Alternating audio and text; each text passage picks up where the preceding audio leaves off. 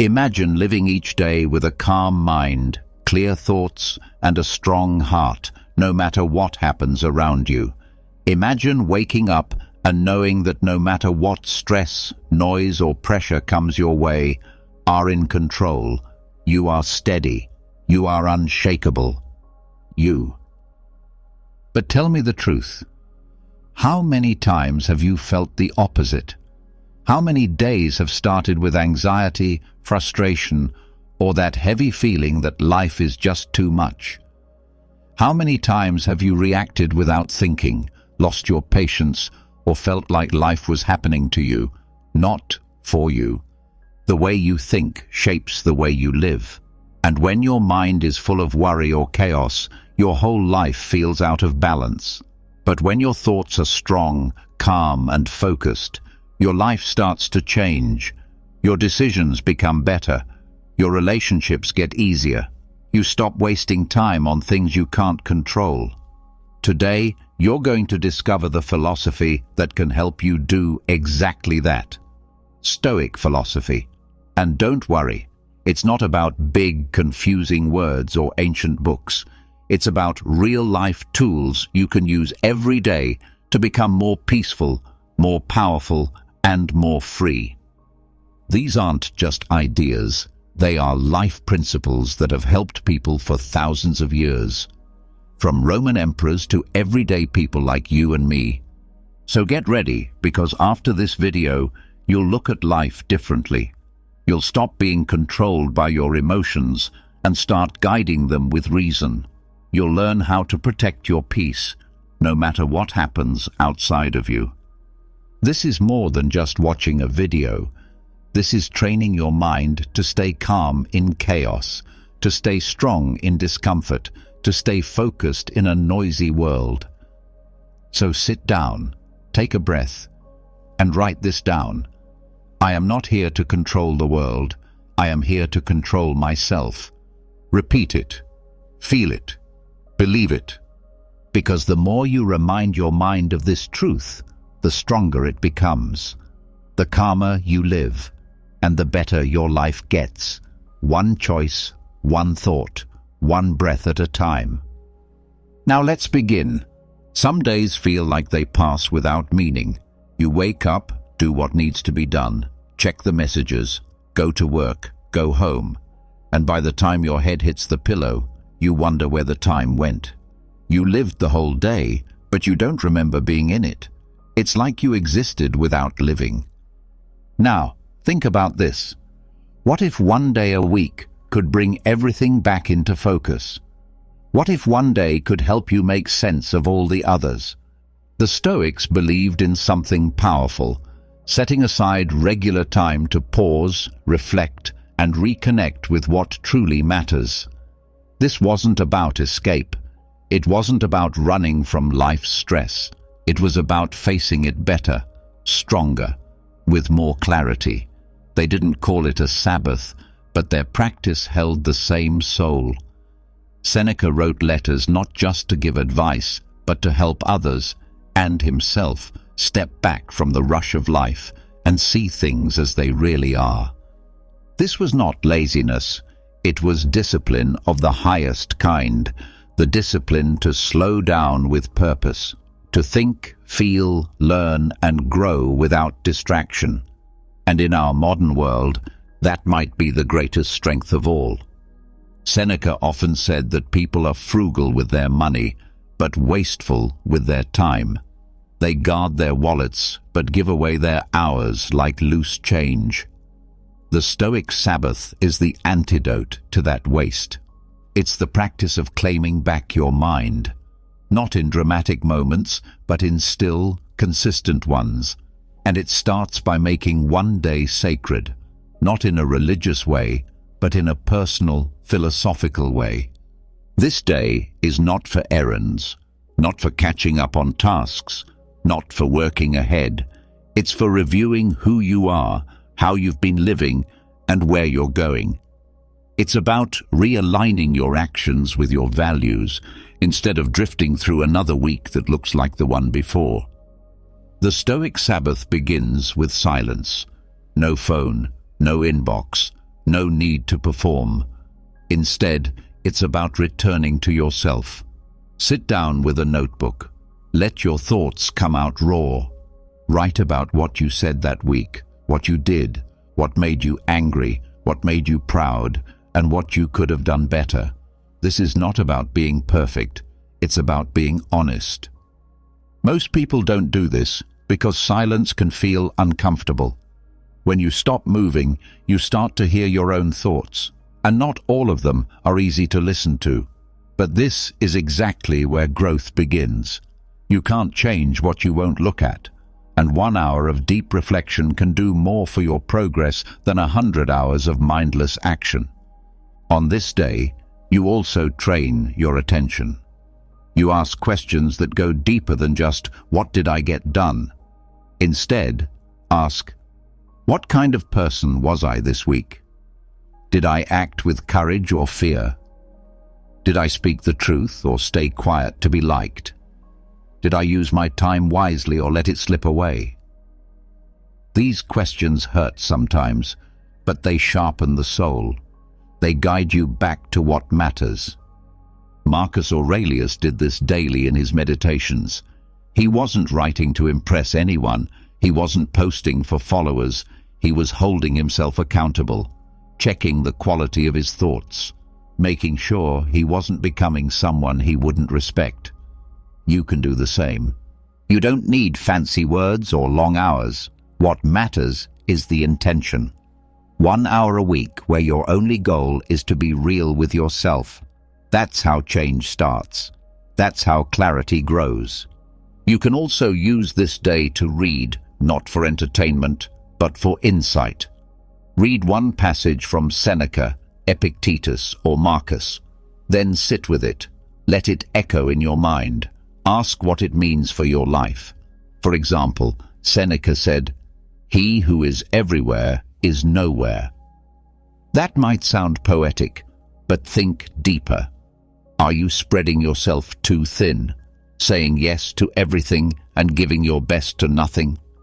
That one line could change how you approach your time, your goals, even your relationships.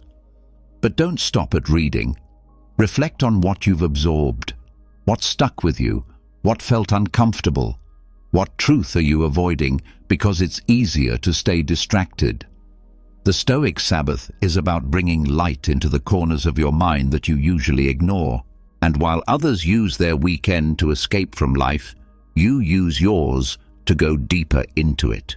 That's not weakness, that's mastery. This practice also resets your emotional compass.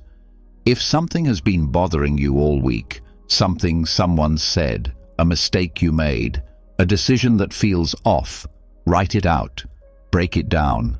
Ask, is this within my control? If yes, take responsibility. If not, release it. That simple filter alone can bring you back to peace. Over time, this one day changes your relationship with every other day. You start to notice things more. You respond instead of react. You say no with more confidence. You move slower, but with more power. Why? Because you've trained your mind to come back to stillness. Some people try to find that stillness by leaving everything behind, going on long trips, quitting jobs, changing relationships. But the Stoics knew that you don't need to change your location to find peace. You need to change how you see. And the best way to change your sight is to regularly clean your lens. That's what this day is for. You'll also begin to notice patterns. When you reflect weekly, you start to see which habits are hurting you. Maybe you scroll too much at night and feel drained in the morning. Maybe you keep avoiding hard conversations and feel tension in your body. Maybe you say yes to things that don't align with your goals. These small things, when left unchecked, become the reasons people feel stuck. But when you notice them, you can change them, slowly, with patience, without judgment. The Stoic Sabbath is not about punishment, it's about awareness. From awareness comes choice, and from choice, freedom. This practice also helps with decision-making. If you've been unsure about something, a project, a relationship, a habit, you now have space to step back. Ask, what would the wiser version of me do? Am I acting from fear or from principle? Will this matter to me in 5 years? These questions don't give perfect answers, but they help you ask better questions. And often, better questions lead to better lives. Think of this day as a check-in with your future self. Are you becoming the kind of person you'll be proud of later? Or are you drifting into someone you won't even recognize? It also deepens your sense of gratitude. When life moves fast, it's easy to focus on what's missing. But when you pause, you notice the small wins, the quiet moments, the kindness you showed, the strength you used when no one saw. Gratitude in this context isn't about pretending life is perfect. It's about seeing clearly that even in imperfection, there's beauty. Some people say, I don't have time for reflection. But the truth is, without reflection, you waste time on the wrong things. You make the same mistakes. You chase things that don't matter. You let life pass by without direction. Taking 1 hour to pause saves you hundreds of hours of confusion. It also makes you more resilient.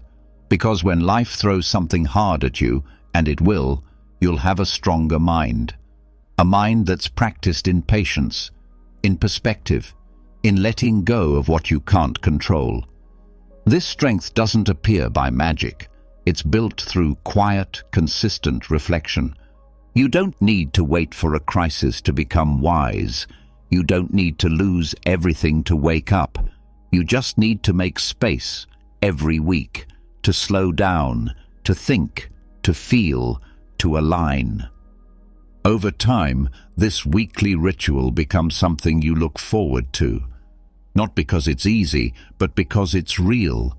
It's where you face yourself without filters, where you remember what matters, where you reset your direction. This kind of day also strengthens your relationships. When you understand yourself better, you communicate with more clarity. You stop expecting others to give you what you haven't given yourself. You stop blaming and start leading. That shift can change how you show up as a partner, a parent, a friend. It also sharpens your focus. When you know your values, you stop chasing every new trend. You stop comparing. You stop being pulled in 100 directions. You focus on what truly moves the needle for you. That level of alignment is rare, but it's possible. The Stoic Sabbath doesn't require candles or ceremonies. It just requires presence, a journal, a quiet space, and the courage to meet your own mind. There's a kind of peace that comes when you no longer avoid yourself. When you face your doubts, your fears, your mistakes, and still say, I'm growing, I'm learning, I'm showing up. That peace isn't loud, but it's powerful. And it starts with a simple habit. 1 day a week, to return to your values, to learn from your week, to prepare your mind for the next one. That's how you live on purpose, not once in a while, but every day, with the strength that comes from stopping, reflecting, and choosing with intention. So the question now isn't, do I have time for this? The real question is, how much longer will I keep living without it? But what happens when you begin to live with purpose, when your inner life becomes stronger than your outer noise? There comes a moment when you notice a quiet shift. You no longer feel the need to constantly explain yourself. You no longer chase approval with every move. And yet, something strange appears. A world where appearances often matter more than truth. Where people try to look good instead of being good. This next part isn't comfortable, but it's necessary. There's a difference between living with integrity and performing it for applause. One is invisible but powerful. The other is loud but empty. And today, more than ever, we live in a time where the performance of virtue is everywhere. Social media, public statements, carefully crafted messages, all done not to live rightly, but to appear right. Stoicism cuts through that noise with a blade of silence. The Stoics weren't interested in showing off their values. They were interested in living them, not for others, but for themselves. Marcus Aurelius wrote, "Waste no more time arguing what a good man should be. Be one." It sounds simple, but it's everything. Virtue, in the Stoic sense, is not decoration. It's not branding. It's not a polished image. It's a quiet fire that guides your choices when no one is watching. Courage, justice, temperance, wisdom. These are not buzzwords to post online. They're muscles built in the gym of daily life. When you live with true virtue, you don't have to tell people who you are. Your actions speak first. You listen when it's hard. You tell the truth when it costs you. You do what's right when there's nothing to gain. That's not glamorous. That's not viral, but it's real. Virtue signaling, on the other hand, is the opposite. It's loud. It needs witnesses. It thrives on being seen. A person says the right thing publicly, but treats people poorly in private. They post about kindness, but snap at the waiter. They demand justice online, but avoid personal accountability. It's not about growth, it's about image. The Stoics had a word for this: hypocrisy, and they warned against it like a disease of the soul. Seneca, in particular, called out those who dressed the part of a philosopher but lived with no discipline. He didn't care if someone quoted Plato. He cared if they lived with restraint when no one was looking. That was the test. Living virtuously means doing the hard work inside, where nobody claps. It means noticing when you fall short and correcting it, not justifying it. It means practicing humility, even when you're right, especially when you're right. Because real virtue doesn't need to win, it needs to stay grounded. One of the biggest challenges in our world today is that people confuse visibility with value. If something is seen, it must be good. If it's not seen, it must not matter. But Stoicism flips that upside down. It teaches that the most valuable things are often invisible: your intentions, your discipline, your forgiveness, your restraint. If someone helps a stranger and never tells anyone, that's real. If someone does it with a camera rolling, we have to ask, who was that really for? Now, this isn't to say that public action is always fake.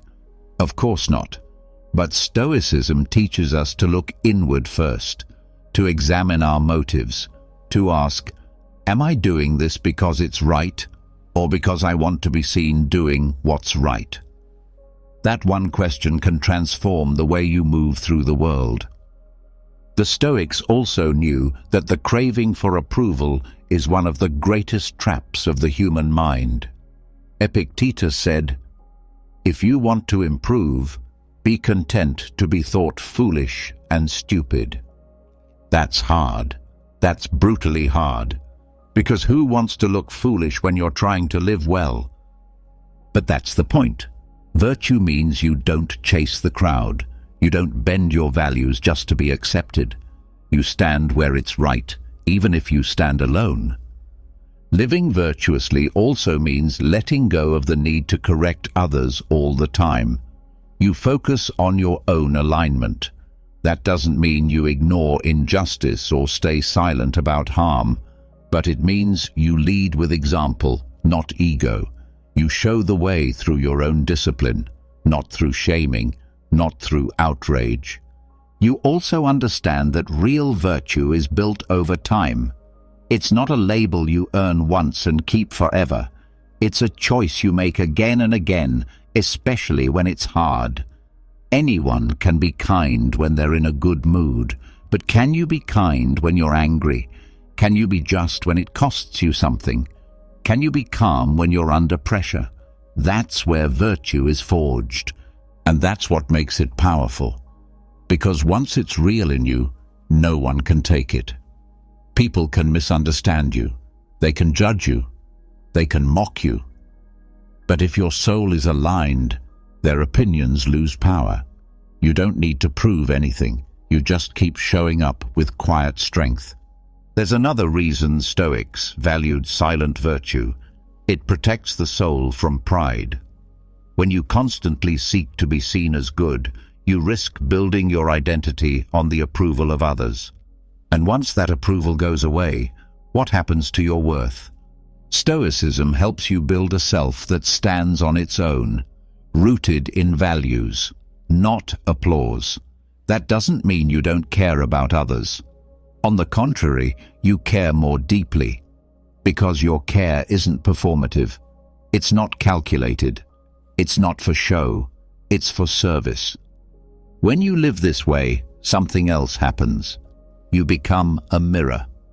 Your quiet consistency makes others reflect on themselves, not because you lecture them, but because they feel your peace, your presence, your clarity. You don't have to convince. You become the evidence. This kind of life won't get you trending, but it will give you strength. It will give you sleep. It will give you the deep kind of confidence that doesn't need likes to feel whole. Seneca wrote that the wise man is sufficient unto himself. That doesn't mean isolation. It means you are your own compass, your own approval, your own audience. And from that place, everything you give to others is clean. It's not polluted with ego. It's real. Virtue signaling is often loud because it's hollow. It tries to fill a void with attention. But real virtue is quiet because it's full. It needs nothing. So how do you move from signaling to substance? Start by observing yourself, not with shame, but with honesty. When you do good, can you let it stay private? When you speak, can you check your motive? When you act, can you do it without needing to be seen? Also, remove the scoreboard. Don't keep track of your good deeds. Don't compare your values to others. You're not competing. You're cultivating. Your goal is alignment, not applause. This also means allowing space for imperfection. You will fall short. You will act from ego. You will have moments where your words outpace your actions. That's human. But what matters is that you see it, that you return, that you keep growing toward better, not louder. And here's something else the Stoics knew. Real virtue often feels boring. It's not flashy. It's not dramatic. It's patient. It's restrained. It's consistent. And because it doesn't come with external rewards, it's easy to overlook. But over time, it builds something no audience can give you: inner peace. That's the hidden treasure of quiet virtue. You live with yourself differently. You become trustworthy in your own eyes. That trust creates calm. That calm creates focus. And that focus creates a life that's not built on sand. So while the world celebrates appearance, you celebrate alignment. While others compete to appear righteous, you return to your soul and ask, am I living in truth? Am I guided by virtue, even when no one's watching? And maybe most important of all, you learn to celebrate in silence, to let your victories be private, to let your goodness speak softly. Because in the end, the goal is not to be admired. The goal is to be free. Free from the need to be seen. Free from the trap of pretending. Free to live a life that feels right, even if it's invisible. That is the reward of virtue, and it can never be taken away. There's a moment, after you stop needing to be seen as good, when a deeper test appears, not in your words, but in your heart, not in your image, but in what you carry quietly. That test is called Resentment. You've likely been hurt, betrayed, disrespected. Someone crossed a line or failed you when you needed them most. And even if time has passed, something remains. A tightness, a tension, a silent sentence you keep replaying in your mind. This is where the next challenge begins, not to look virtuous, but to become truly free. Forgiveness for the Stoics was never about pretending nothing happened. It wasn't about letting people off the hook. It wasn't soft. It was strong. Stoic forgiveness is not approval of harm. It's the refusal to let pain control your life. It's the decision to see clearly, act wisely, and release what poisons your peace. Seneca wrote that we suffer more in imagination than in reality, but pain caused by others often lives in both. We replay words, arguments, moments where we felt powerless, and the mind, when it holds on, keeps cutting itself open again and again. The Stoics taught us to observe these wounds, not to suppress them, but to understand them, to rise above their grip. To forgive in the Stoic sense means to choose clarity over chaos. It's to say, yes, this hurt, but I will not let it harden me. It's strength without armor. It's choosing not to become what wounded you. One of the hardest things about forgiving is the fear that you're letting someone get away with it. But the Stoic doesn't forgive to excuse. They forgive to release themselves from the burden of carrying someone else's behavior. It's not about justice through punishment. It's about reclaiming your freedom from the emotional debt left by others. Epictetus reminds us that it's not the event itself that disturbs us, but our opinion about it. Forgiveness requires challenging the story you've told yourself over and over again. You don't erase the facts. You remove the poison. You look at the hurt and say, "This happened. It was wrong, but I will not let it live in me anymore." That choice requires moral clarity. It means seeing clearly who is responsible for what, and refusing to take on what isn't yours. If someone harmed you, that's their failure. But if you cling to hate, that becomes yours. Stoicism doesn't push you to forget. It invites you to separate the truth from the noise, to see things as they are, not more, not less. You can forgive and still hold boundaries. You can forgive and still seek justice. You can forgive and still decide that trust has been broken. Forgiveness doesn't mean going back. It means moving forward without the weight. A Stoic understands that holding on to resentment is like drinking poison and hoping someone else feels it. It wastes your energy. It clouds your judgment. It keeps you locked in a moment that no longer exists. The past cannot be changed, but your relationship to it can. There is courage in that, the courage to face the full picture without turning bitter, the courage to say, "This will not shape the rest of my life." The Stoics call this inner freedom, the ability to choose your response regardless of circumstance. That includes when you've been wronged. But how do you actually do it? It starts with truth. Naming the harm without exaggeration. Seeing what was done without adding extra stories. You were hurt, yes, but you were not destroyed. You were wounded, but you're not broken. That subtle shift matters. It gives you back your strength. Then you shift your focus from the person to the pattern.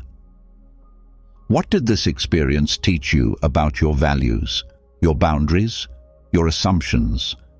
The Stoics turned every hardship into training, not for revenge, but for virtue. Forgiveness, then, becomes part of your growth, not theirs. It also means recognizing that people act from their own ignorance, not as an excuse, but as an explanation. Marcus Aurelius often reminded himself that when people act cruelly, it's because they're mistaken about what's good. They're chasing things they think will bring them happiness, even if it hurts others. That doesn't make it okay, but it helps you understand that their actions are not about your worth. They're about their confusion. Once you see that, your anger softens, not into weakness, but into wisdom. You stop taking everything personally. You start seeing the whole human picture, flawed, scared, trying, just like you. And if you think forgiving means you're letting them win, remember, the real victory is not needing to win. It's being free, free from emotional chains, free from the replay, free to show up in your life without carrying someone else's shadow. Forgiveness is not a one-time event. It's a practice. You may release it today and feel the bitterness return tomorrow. That's okay. You repeat the choice. You return to clarity. You remind yourself, their behavior is not mine to carry. That's discipline. That's freedom. The Stoics also saw forgiveness as part of self-respect. You don't forgive because they deserve it. You forgive because you deserve peace, because dragging their wrongness through your life keeps you tied to them longer than necessary. Forgiveness is how you walk away, not just physically, but mentally. And sometimes, the person you most need to forgive is yourself, for not seeing it sooner, for staying too long, for saying the wrong thing, for reacting in anger. Stoic forgiveness includes self-forgiveness, not through pity, but through responsibility. You see the truth, take ownership, and correct your path. You stop punishing yourself for what you did when you didn't yet know better. Marcus Aurelius reminded himself daily, if you did wrong, correct it. If not, don't torture yourself. That's grace through clarity, and clarity is a form of strength. When you hold yourself to high standards, it's easy to be hard on yourself. But self-forgiveness is not weakness. It's how you reset. It's how you return to your center and try again with more wisdom. And forgiveness has another effect. It opens space. Space to think. Space to act. Space to grow. When your mental and emotional bandwidth isn't tied up in old pain, you're free to invest in the present. You can build, love, lead, without the background noise of betrayal echoing through your choices. This clarity also affects how you relate to others. You become slower to judge, quicker to listen. You no longer assume the worst because you've practiced seeing beyond behavior. You don't tolerate abuse, but you no longer carry every offense like a scar. You move lighter. And it's not because life has gotten easier, it's because you've gotten stronger. You've trained your mind not to collapse into hate. You've trained your heart not to close. You've trained your spirit to stay open, even when it's been tested. That's rare. That's powerful. That's stoic. So next time someone wrongs you, pause. Not to excuse, not to forget, but to ask, what's mine to carry? And if the answer is pain that doesn't belong to you anymore, let it go. Not for them, for you. There's a certain kind of freedom that shows up only after you've let go, of bitterness, of blame, of expectations that never served you. Once forgiveness has cleared space inside you, another question quietly appears. What is truly worth your energy? This is where the deeper layer of Stoicism begins to reveal itself. There is a strength that looks like silence, a discipline that feels like peace. It's not detachment out of coldness or numbness, it's focus born from wisdom. The Stoics called it adiaphora, indifference to externals. Not because they believed in apathy, but because they believed in clarity. Indifference, in its true form, is misunderstood. People think it means not caring, but to the Stoics, indifference is not the absence of care. It's the redirection of care. It's the sharp, honest recognition that not everything deserves your reaction, your stress, or your inner attention. Some things are outside your control, and the moment you stop pretending otherwise is the moment you reclaim your power. This idea sits at the heart of Stoic practice. You are responsible for your choices, your character, and your mind. Everything else, praise, blame, wealth, status, weather, health, other people's opinions, is external. And because they are external, they cannot touch your soul unless you invite them in. That doesn't mean these things have no impact. Of course, they affect our lives, but they don't define who we are. They don't determine whether we live with peace or chaos. Only our response does. When you stop investing emotional energy in things beyond your control, something powerful happens. Your time multiplies, your focus sharpens, your life becomes lighter. You are no longer pulled in every direction by every little thing. Someone criticizes you. It doesn't break your center. A plan falls through. You adjust without falling apart. You lose money, miss an opportunity, get ignored, misunderstood, disliked. These things used to rattle you. Now they pass like weather. They're noticed, but not absorbed. This doesn't happen through force. It happens through training. You learn to separate what you can influence from what you wish you could. That line becomes your compass, and following it over and over creates calm. The reason most people feel exhausted isn't because they're doing too much. It's because they're emotionally tangled in things that don't belong to them, trying to change people, trying to make everyone happy, trying to control outcomes that are not theirs to command. The Stoics offered a release from that madness. Through indifference, they gave us a map back to sanity. But it's not detachment from life. It's deeper engagement with what actually matters. Indifference to externals creates space to care more fully about the internal, about virtue, about wisdom, about growth. When you're no longer chasing likes or approval or comfort, you can finally focus on becoming excellent in character. This kind of indifference also sharpens your sense of priority. You stop saying yes out of guilt. You stop wasting hours trying to please people who will never be satisfied. You stop measuring success by things that can be taken from you. Instead, you start measuring it by who you become in the process. And the results are real. When your time isn't hijacked by drama or distraction, you become more present in what you do, more focused in your work, more grounded in your relationships, because you're not splitting yourself between what matters and what doesn't. You've drawn a line, and you keep it. Indifference also teaches you emotional discipline. When something upsetting happens, you pause. Not because you're numb, but because you've trained yourself to respond, not react. You ask, is this within my control? If not, you let go. If yes, you act with reason. This is not repression. This is power. The truth is, most of our stress comes from resisting what is. We want reality to match our expectations, and when it doesn't, we suffer. Indifference doesn't mean we stop caring about life. It means we stop clinging to the version of life we invented in our heads. You start accepting reality as it is, without bitterness, without denial.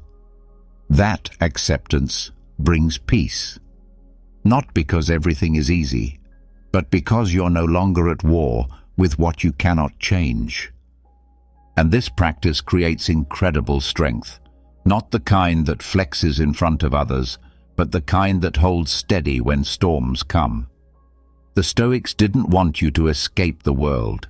They wanted you to be in it, deeply, honestly, bravely, but without being ruled by it. There's freedom in walking into each day, knowing that your peace is not tied to how people treat you, that your worth is not defined by outcomes, that your mind can stay calm in the middle of noise. It also helps you make better decisions, because when you're not driven by fear or approval, you see more clearly. You stop choosing based on short-term emotion and start choosing based on long-term virtue. Indifference removes the fog. It also protects your energy. When you practice this, you stop over-explaining yourself. You stop chasing arguments that don't lead anywhere. You stop obsessing over how others interpret your life. You begin to live lighter, not because life is lighter, but because your mind has become disciplined. And in that discipline, you discover joy. Not the thrill of validation, but the steady joy of inner freedom.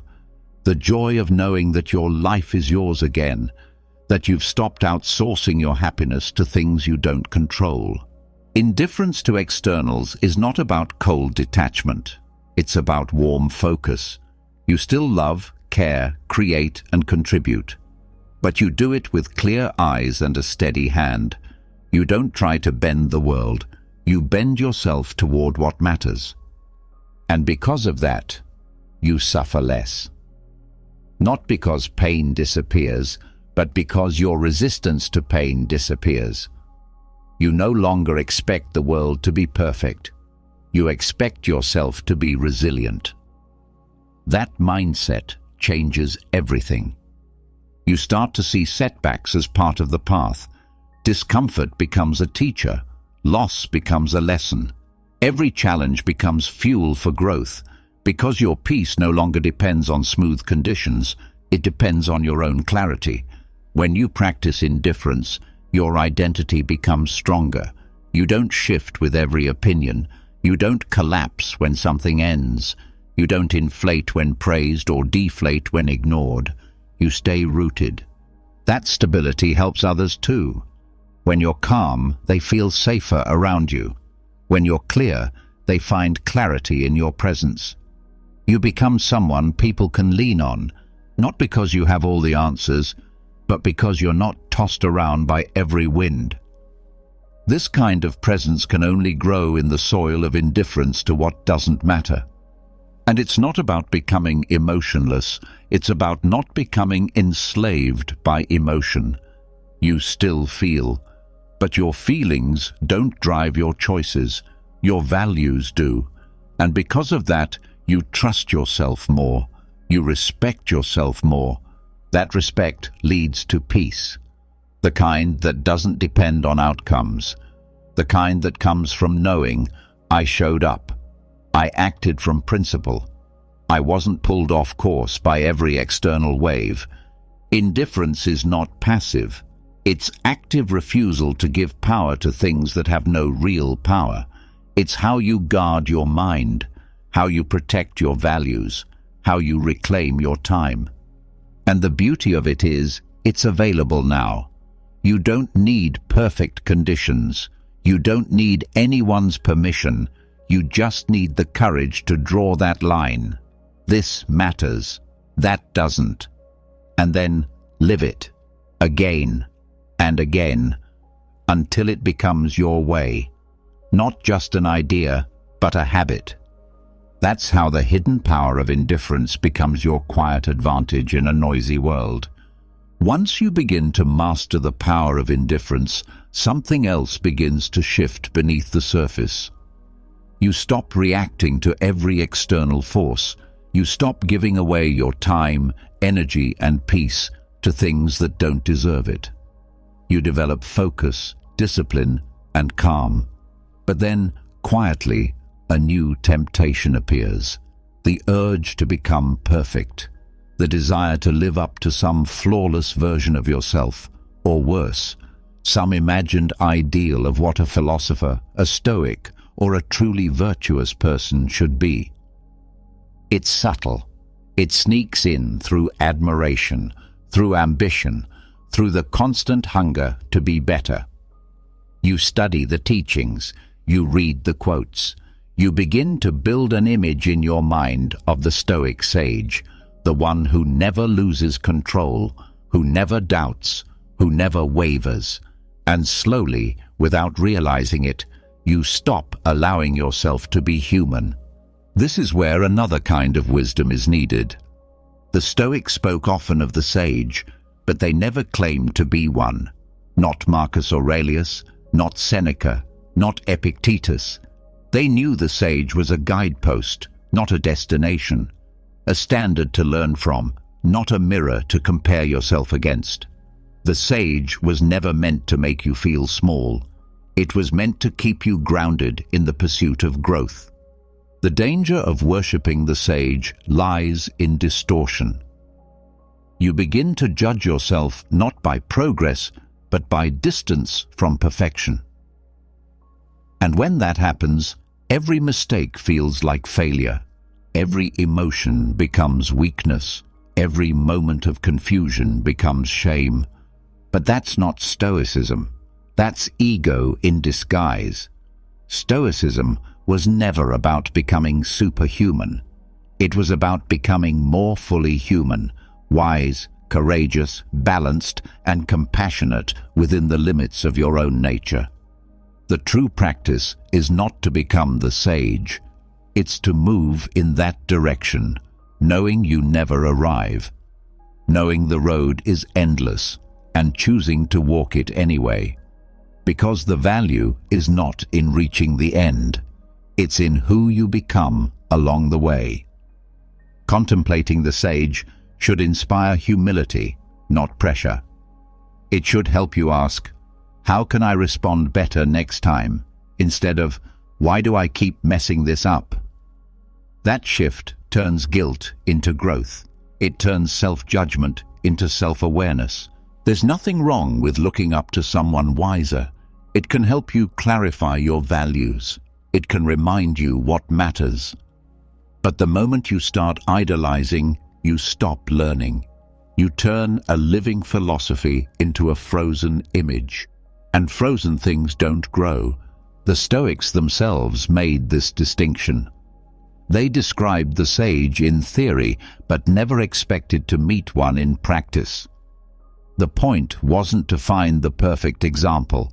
It was to reflect on the qualities worth cultivating: patience, honesty, resilience, self-control, each one not as a destination, but as a daily challenge. You can admire a quality without turning it into a cage. You can aim for excellence without crushing yourself when you fall short. Because falling short doesn't mean failure, it means you're doing the work. It means you're paying attention. It means you care enough to notice when you've gone off course. The idea of the sage is there to bring you back, not to punish you, but to remind you what you're capable of. It's not a scoreboard, it's a compass. And the compass doesn't ask you to be perfect. It asks you to keep moving in the right direction.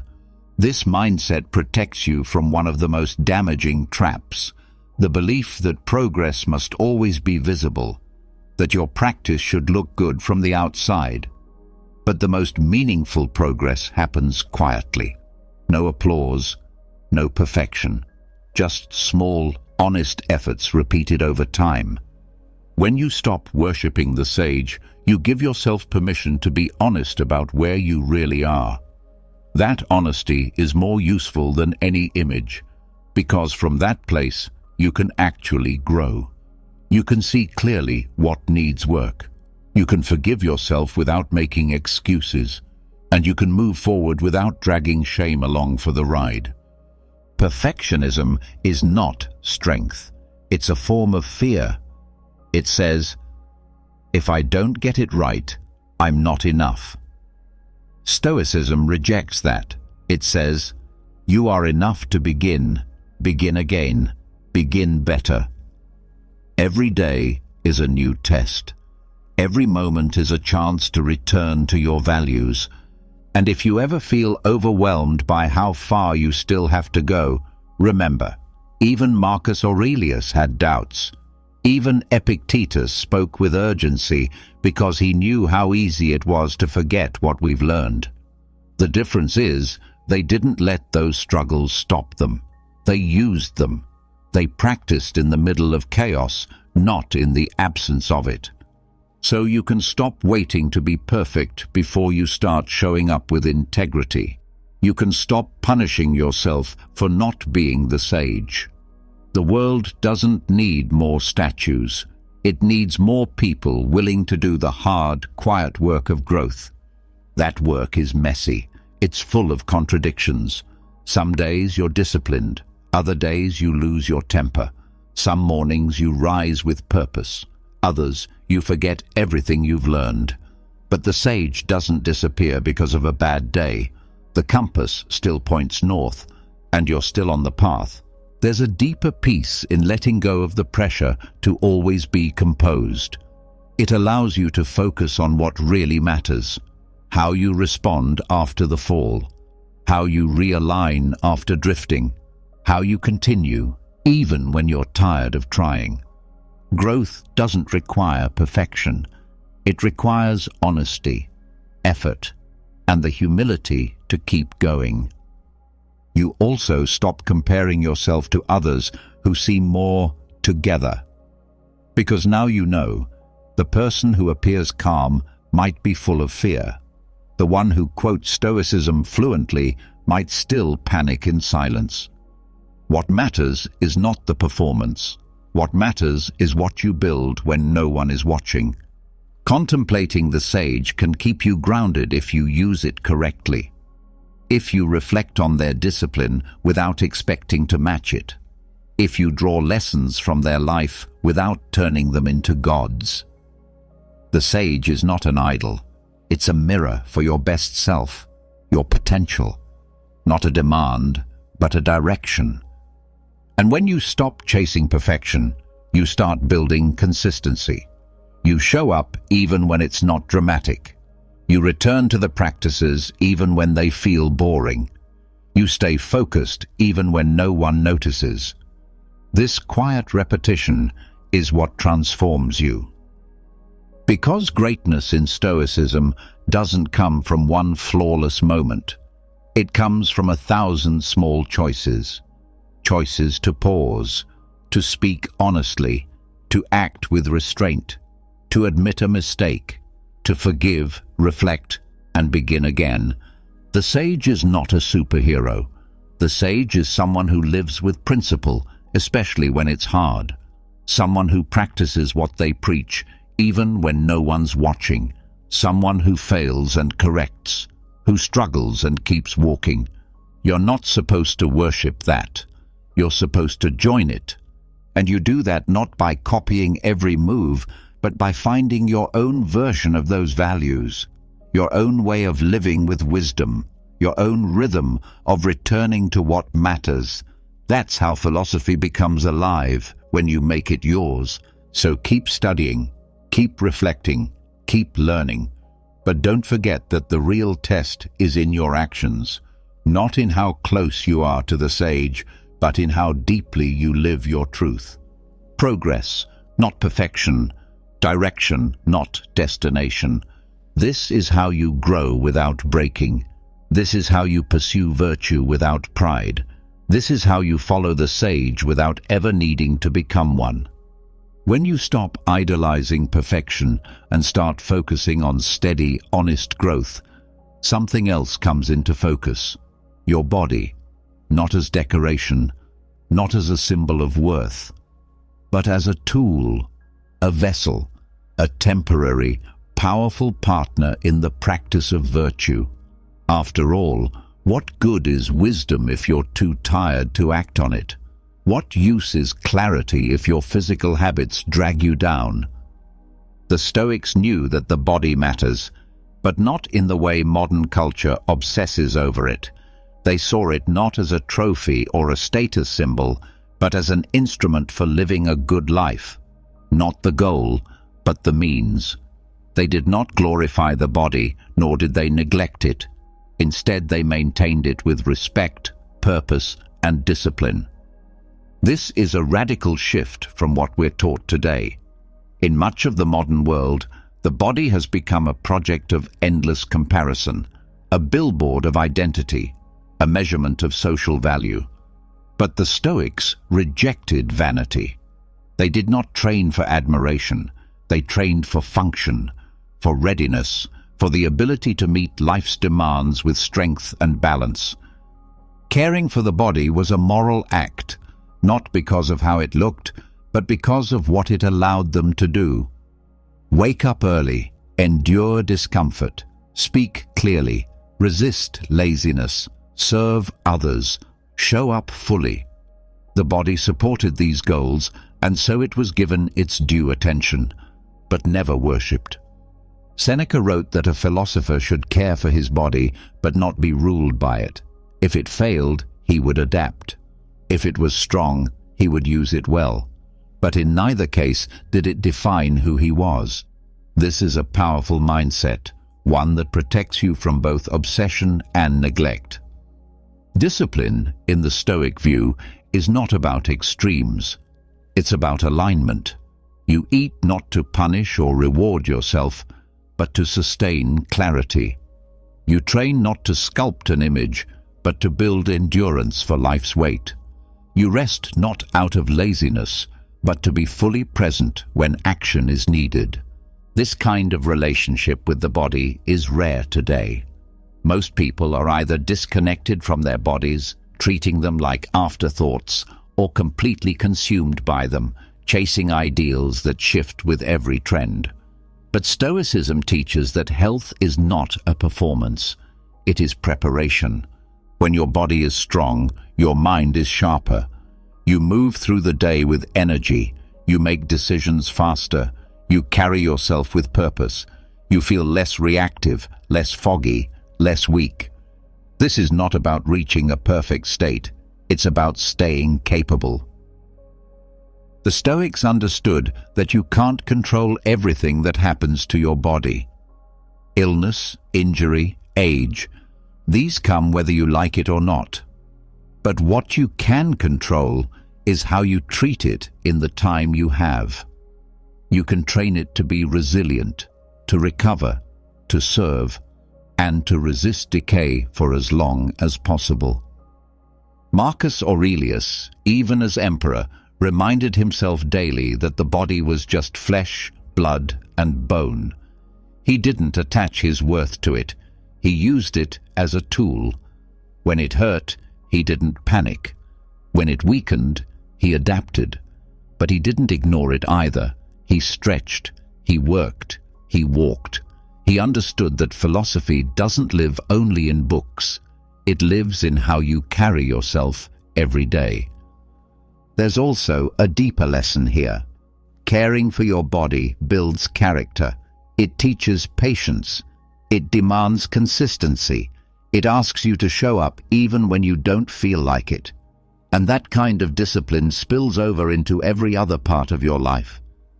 When you wake up early to move your body, you're not just building muscle, you're building momentum. When you choose to eat with awareness, you're practicing moderation. When you sleep on time, you're choosing wisdom over impulse.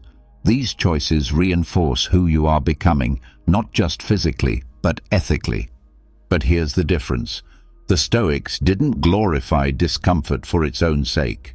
They didn't push for burnout. They valued rest as much as effort. The key was balance. Effort aligned with purpose. Rest aligned with renewal. The body was not a battlefield. It was a discipline. And it wasn't isolated from the mind. The Stoics saw the body and mind as partners. What you do to one affects the other. Physical pain tests your reason. Illness tests your patience. Hunger tests your temper. Fatigue tests your judgment. Training your body is also training your ability to stay grounded under pressure. That's why Stoic practice included physical hardship, not to suffer, but to prepare. Cold showers, long walks, simple diets. These were ways to strengthen both body and will, to make comfort a choice, not a dependency, to become the kind of person who can face discomfort without complaint. In a world of luxury and convenience, that mindset is more powerful than ever. When everyone else seeks ease, you choose readiness. When others avoid discomfort, you train for it. That's not cruelty. It's care, not obsession. It's responsibility. And that responsibility includes knowing your limits. The Stoic doesn't chase exhaustion. They don't tie their worth to performance. They listen to their body with respect. They recover when needed. They don't ignore pain. They observe it. They respond. They adjust. They continue. The purpose of this attention is not vanity. It's virtue. You care for your body because you have work to do in this world, because someone might need you strong, because you've been given one life and one vessel, and stewardship is a form of gratitude.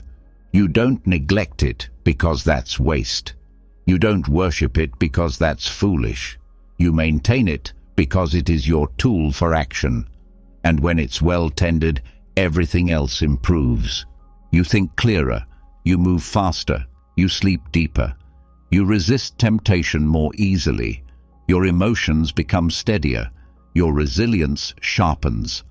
All of this allows you to live by principle with greater ease. Even your presence changes. When you stand with a strong posture, when your breath is calm, when your movement is intentional, people feel that. It builds trust, not because you're performing, but because you're aligned. The body reflects that alignment, but none of this requires perfection. You don't need to be an athlete. You don't need to chase aesthetics. You simply need to return to the basic question: is my body supporting my purpose? If not, what can I improve? Gently, consistently, honestly. This approach also protects you from falling into extremes. The Stoic doesn't attach pride to suffering. They don't brag about workouts or punish themselves for missed days. They keep going, quietly, with focus, because the goal is not to impress. The goal is to prepare. Your physical habits become part of your ethical life, not separate, not superficial, but essential. You care for the body not to be admired, but to be useful. You rest not to avoid effort, but to restore strength. You train not to dominate others, but to master yourself. And the mastery isn't loud. It doesn't need praise. It doesn't ask to be seen. It's in the way you move, the steadiness of your breath, the calm in your voice. It's in your readiness to help, your ability to endure, your willingness to serve. So if you've neglected the body, start where you are. One walk, one stretch, one honest meal. If you've obsessed over the body, step back. Remember your purpose. Use your energy wisely. Care for the body without making it your identity. That balance is where freedom lives, in discipline without punishment, in care without obsession, in effort guided by principle.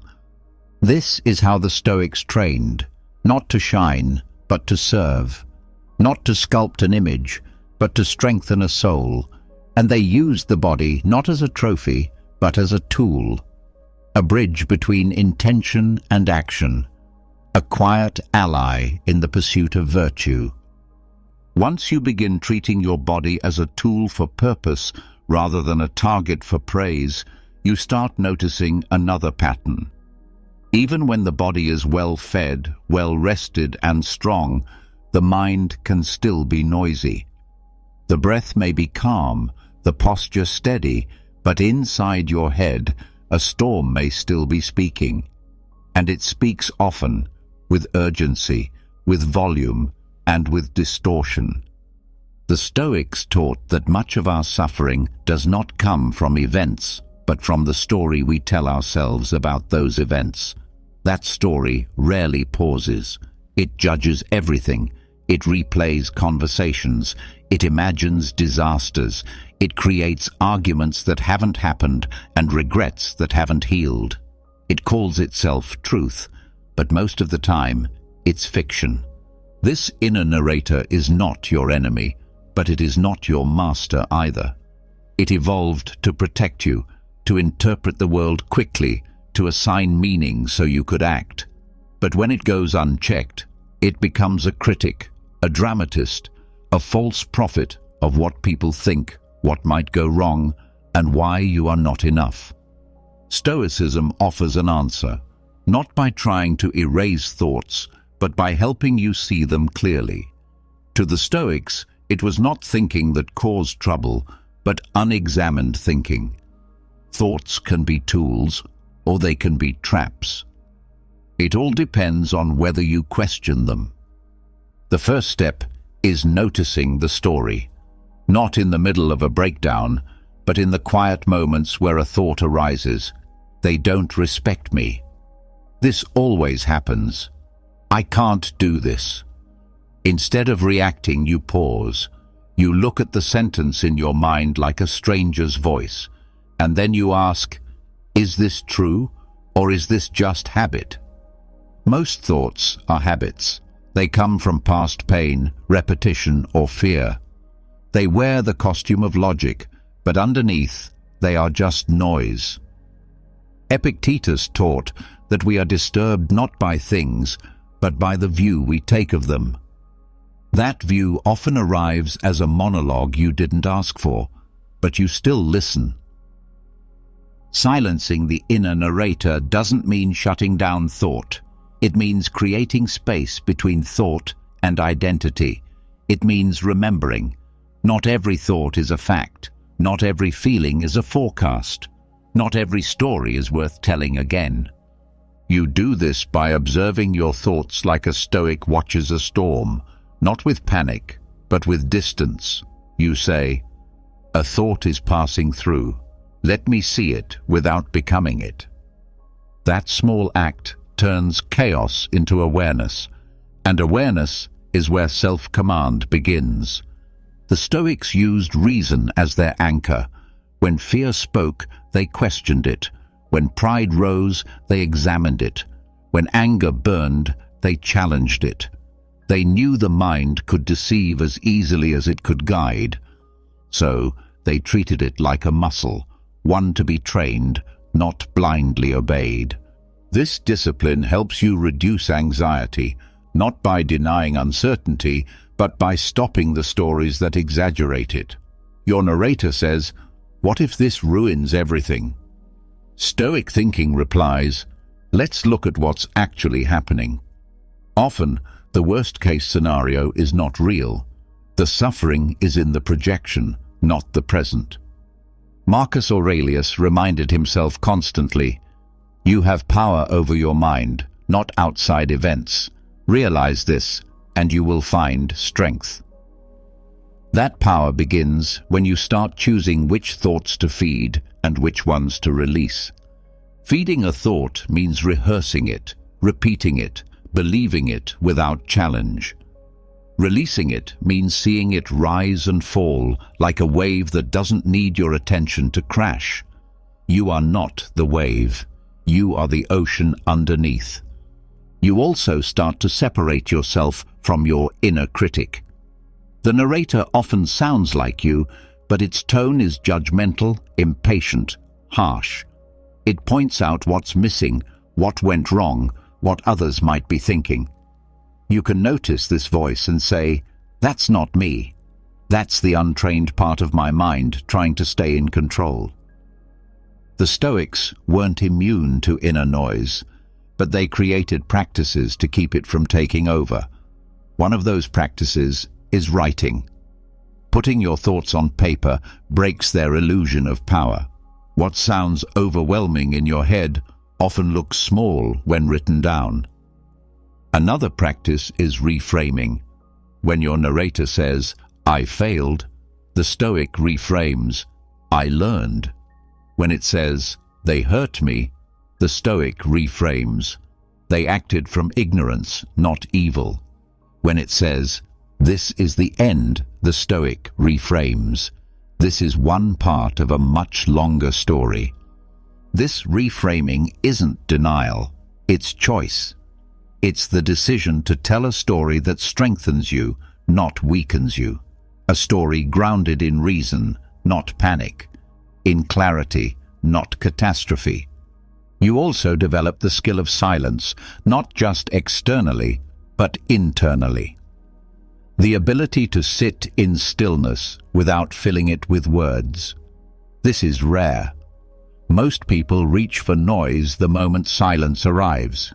But the Stoics embraced silence as a source of insight. In silence, the narrator loses its script. It begins to slow. And you start to hear something else.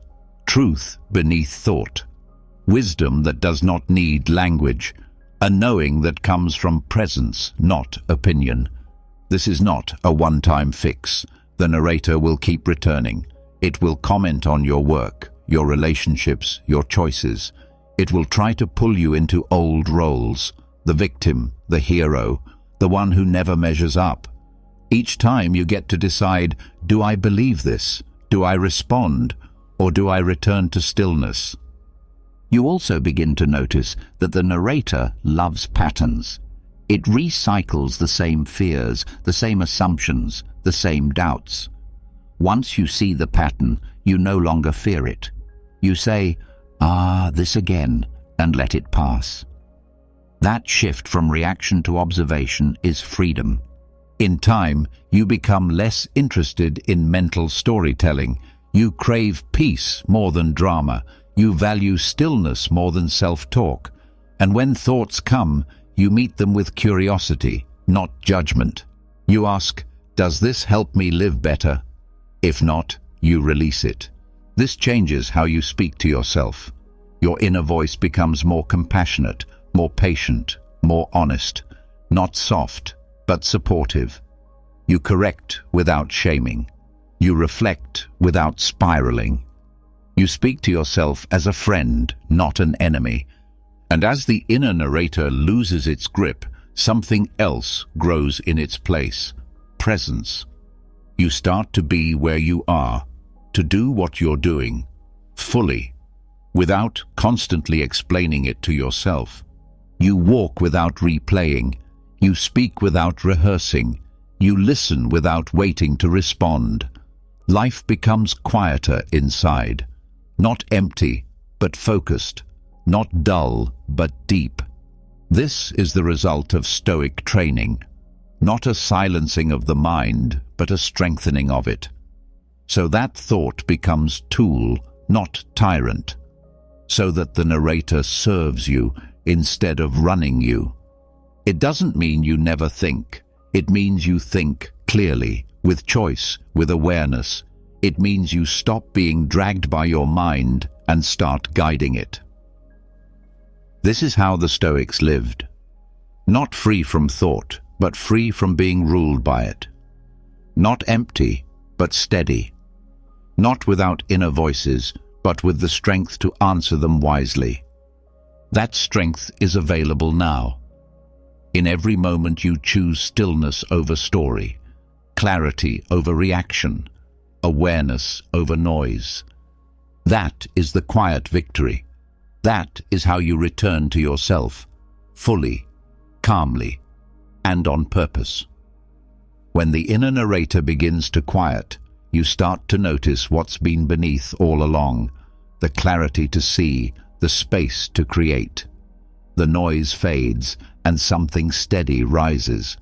That stillness becomes fertile ground for deeper work, especially for those whose lives are shaped by expression.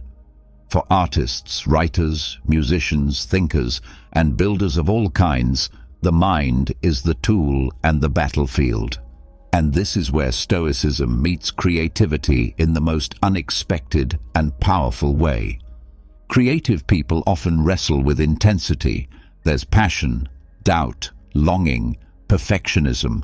There's the pull to share something meaningful, paired with the fear of being seen and misunderstood.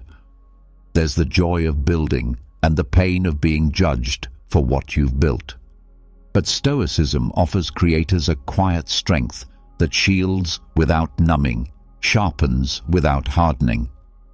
The Stoic approach doesn't limit creativity, it protects it. It creates the emotional space to keep working without getting stuck in praise or crushed by silence. It brings you back to the core, making something not to be celebrated, but because it must be made. Not for applause, but for alignment. The process becomes the focus. The outcome becomes extra. Detachment from results doesn't mean not caring. It means caring in the right direction. You do your work with full heart, with full effort, but you release your grip on what comes after. You don't chase perfection, you pursue craft. You don't measure the work by numbers, you measure it by truth. This mindset frees creators from the prison of expectations. You stop writing only to go viral. You stop painting for approval. You stop performing to fill a hole. Instead, you return to the reason you started, to give form to something honest, to follow curiosity, to bring clarity where there was once confusion. Stoicism teaches you to control what is yours, the effort, the discipline, the intention, not the market, not the audience, not the reception. Your job is to show up, to refine, to improve, to finish. The rest is wind and weather. When creators lose this perspective, they burn out. They compare constantly. They question their worth based on shifting trends. But when you practice Stoic detachment, you gain resilience. Rejection doesn't destroy you. Success doesn't inflate you. You stay steady, not cold, not distant, but anchored. This allows your work to become deeper. You no longer perform creativity, you embody it. Your art becomes an act of integrity, not insecurity. You write because you need to speak. You sculpt because your hands remember something your words cannot say. And you let the work live without needing it to explain you. The Stoics remind us, you are not your reputation, you are not your applause, you are not your failures or your reviews. You are what you build, how you show up, and whether you stay true to your values when no one is watching. This is especially important when you're in the middle, when you're unknown, unrecognized, uncertain. Stoic philosophy helps you endure that quiet space. It teaches you to love the making, not the outcome, to wake up and do the work, even when no one's asking for it. You stop waiting for permission. You stop waiting for motivation. You work because it is right to work, because the process itself is its own reward. That doesn't mean you avoid growth. On the contrary, you pursue excellence. You seek feedback. You sharpen your skills, but you do it from love of the craft, not fear of being irrelevant.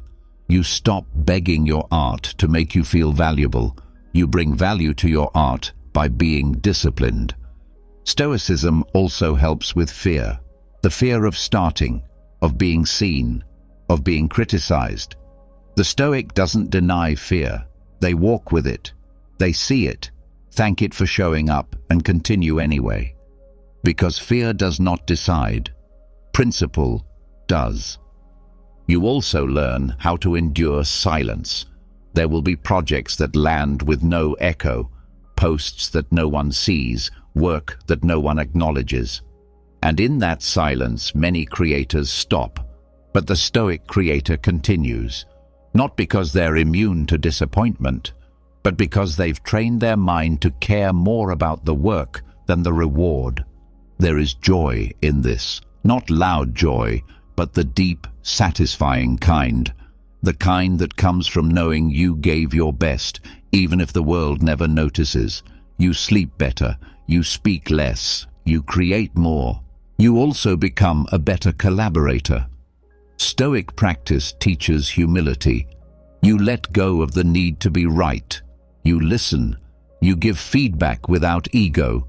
You serve the work, not your status. This kind of posture creates trust. It allows great things to be built together. Stoicism teaches presence. That's everything for a creator. To write the next sentence without comparing it to the last. To play the next note without fearing the reaction. To take the next photo without worrying about whether it will trend. You focus only on what's in front of you. That presence sharpens your senses. You notice more, you feel more, but you don't cling to those feelings.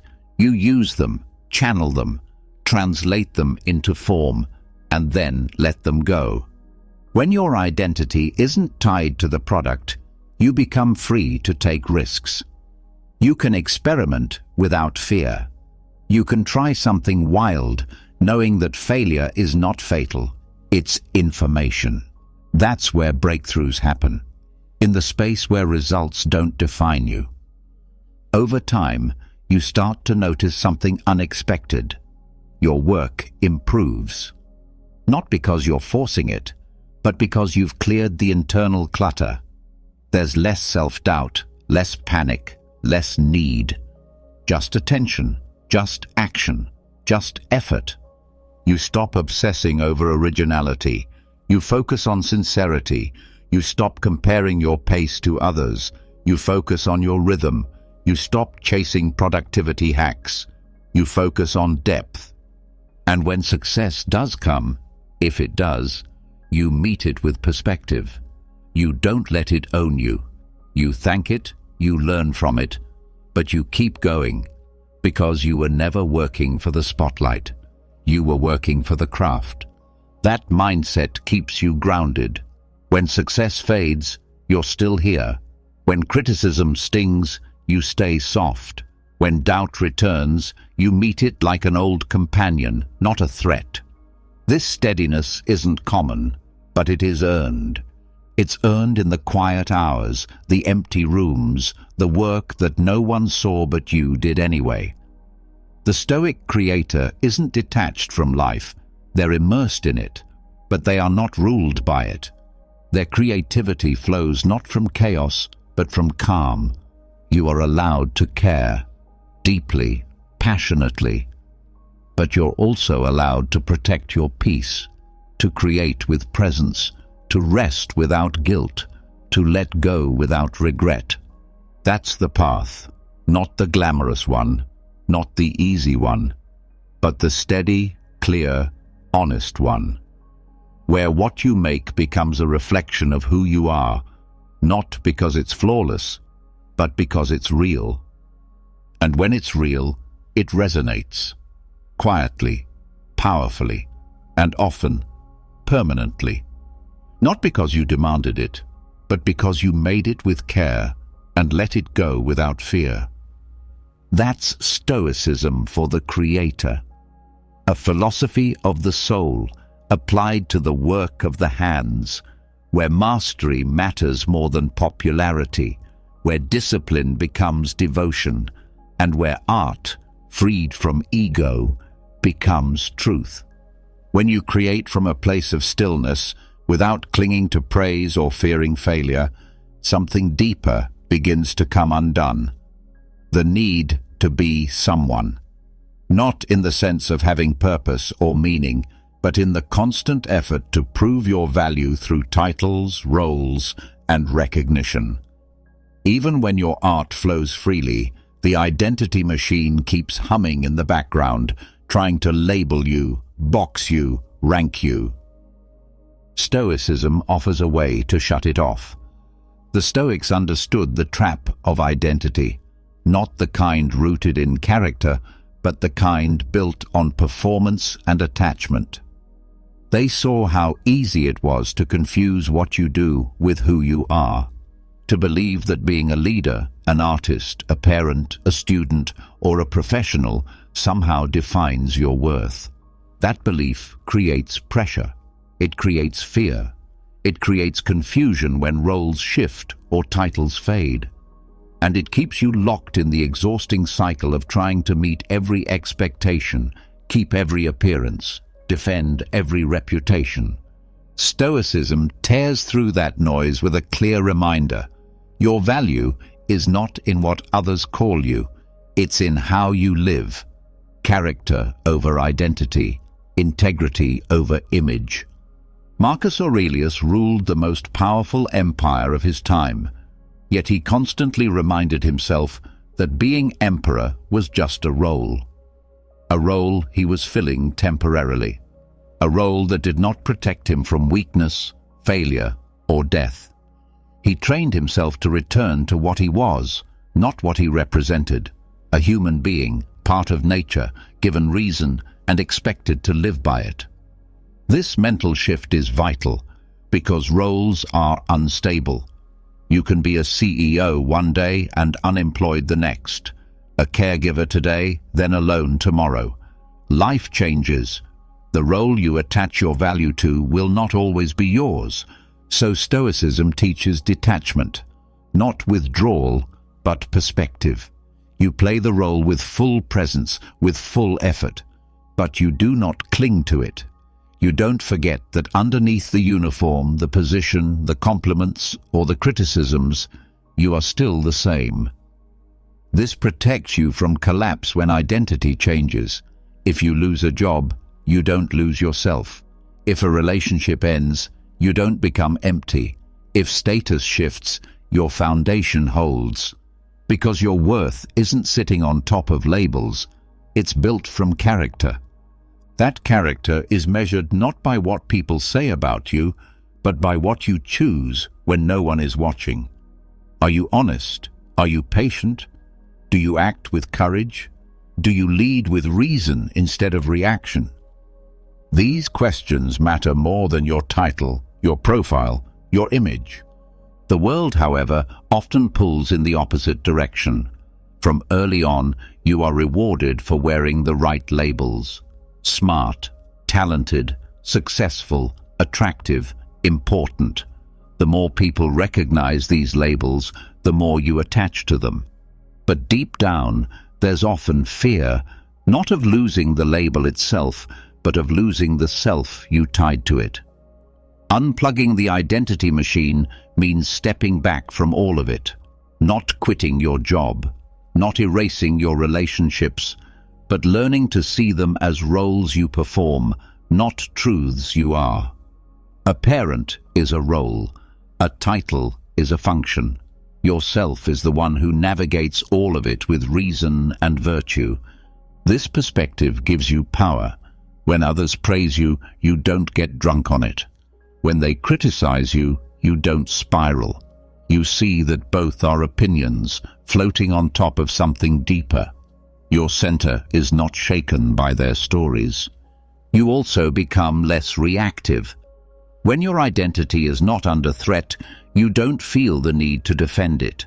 You don't have to win every argument, prove every point, or be seen as right. Your energy shifts from protecting the label to improving the soul. And when you do fail, and you will, it no longer becomes a statement about your identity. It becomes a moment of learning, a reflection point. Failure loses its sting when it doesn't tear down your sense of self. That's the freedom Stoicism trains you for. This freedom also brings more presence. You're not performing your role while secretly wondering how you're being perceived. You're not talking while rehearsing your image. You're just there, listening, thinking, acting from principle. And with this detachment comes humility. The Stoic knows that roles can be stripped away in a moment, that health can falter, that fame fades, that fortune changes. They don't deny these truths. They prepare for them. And in doing so, they stay grateful, grounded, and adaptable. You become more open, less afraid to shift directions, less hesitant to let go of what no longer fits. Because you're no longer confusing changing roles with losing yourself. You can transition, adapt, evolve, without clinging, without collapse. This also changes how you relate to others. You stop putting people in boxes. You stop defining them by what they do, what they have, what they represent. You begin to see their actions more than their titles. And that lets you form deeper, more respectful relationships. It allows you to forgive more easily. Because when someone acts poorly, you don't see them as a permanent identity. You see a person who failed to act by reason. That distinction softens the heart without weakening the boundaries. And it makes room for compassion toward yourself. When you make mistakes, you no longer say, "I am a failure." You say, "I acted poorly. I can do better." That kind of language builds resilience. It doesn't let you off the hook, but it keeps you from falling off the path. You also start giving your energy to things that last. Not status games, not public image, but the internal project of becoming who you respect in quiet. You focus on the kind of mind you carry, not the kind of compliments you collect. This isn't detachment in a cold, distant way. It's warmth without needing reinforcement. It's clarity without dependence. It's the ability to walk into a room without needing it to prove your value. And when you receive recognition, you meet it with gratitude, but not addiction. You don't chase it. You don't bend your principles to protect it. You simply accept it as one signal among many, not a mirror, but a moment. This mindset also helps you live more simply. You stop needing to perform success through consumption. You stop chasing things you don't need just to validate roles you didn't choose. You stop buying identity and start building character. That shift brings peace and focus. You stop spreading yourself thin, trying to be everything to everyone. You begin to ask, what matters to me? Not to the version of me I'm trying to maintain, but to the person I am becoming? That question alone can reset your life. You become less easy to manipulate. When someone tries to flatter your identity, it no longer blinds you. When they try to insult it, it no longer shakes you. You see the game, you step out of it. And that doesn't make you passive. It makes you more powerful, because now your choices aren't reactions, they're responses. You say yes from alignment. You say no from clarity. You move through the world as yourself, not as the version you think others want. The Stoic path doesn't ask you to erase your past or reject your roles. It asks you to use them wisely, to play them with skill, but never to confuse the mask with the soul underneath. Because when you know who you are beyond identity, you stop needing permission. You stop chasing confirmation. You begin to live by something deeper, your reason, your principles, your integrity. That's not withdrawal. That's presence. That's not emptiness. That's alignment. And that's not losing your identity. That's finally finding what's been under it all along. Once you free yourself from the grip of roles and labels, something powerful begins to unfold. You begin to speak and act from who you truly are, not who you're expected to be. Your decisions become cleaner. Your presence becomes lighter. But this new clarity doesn't mean life gets easier. In fact, it reveals something most people avoid: conflict. Not the loud kind always found on the surface, but the subtle moments where your principles are tested, where your patience is stretched, where your values meet opposition. This is where Stoicism reaches one of its most demanding tests: conflict. Not to win arguments, but to reveal your reason. Not to silence others, but to anchor yourself. For the Stoic, conflict isn't a threat to avoid or a game to win. It's a mirror that shows who you are under pressure. Conflict is one of the fastest ways to uncover how strong your reasoning truly is. It's easy to sound wise when everyone agrees with you. It's much harder to stay composed when your beliefs are challenged or when you're spoken to with disrespect.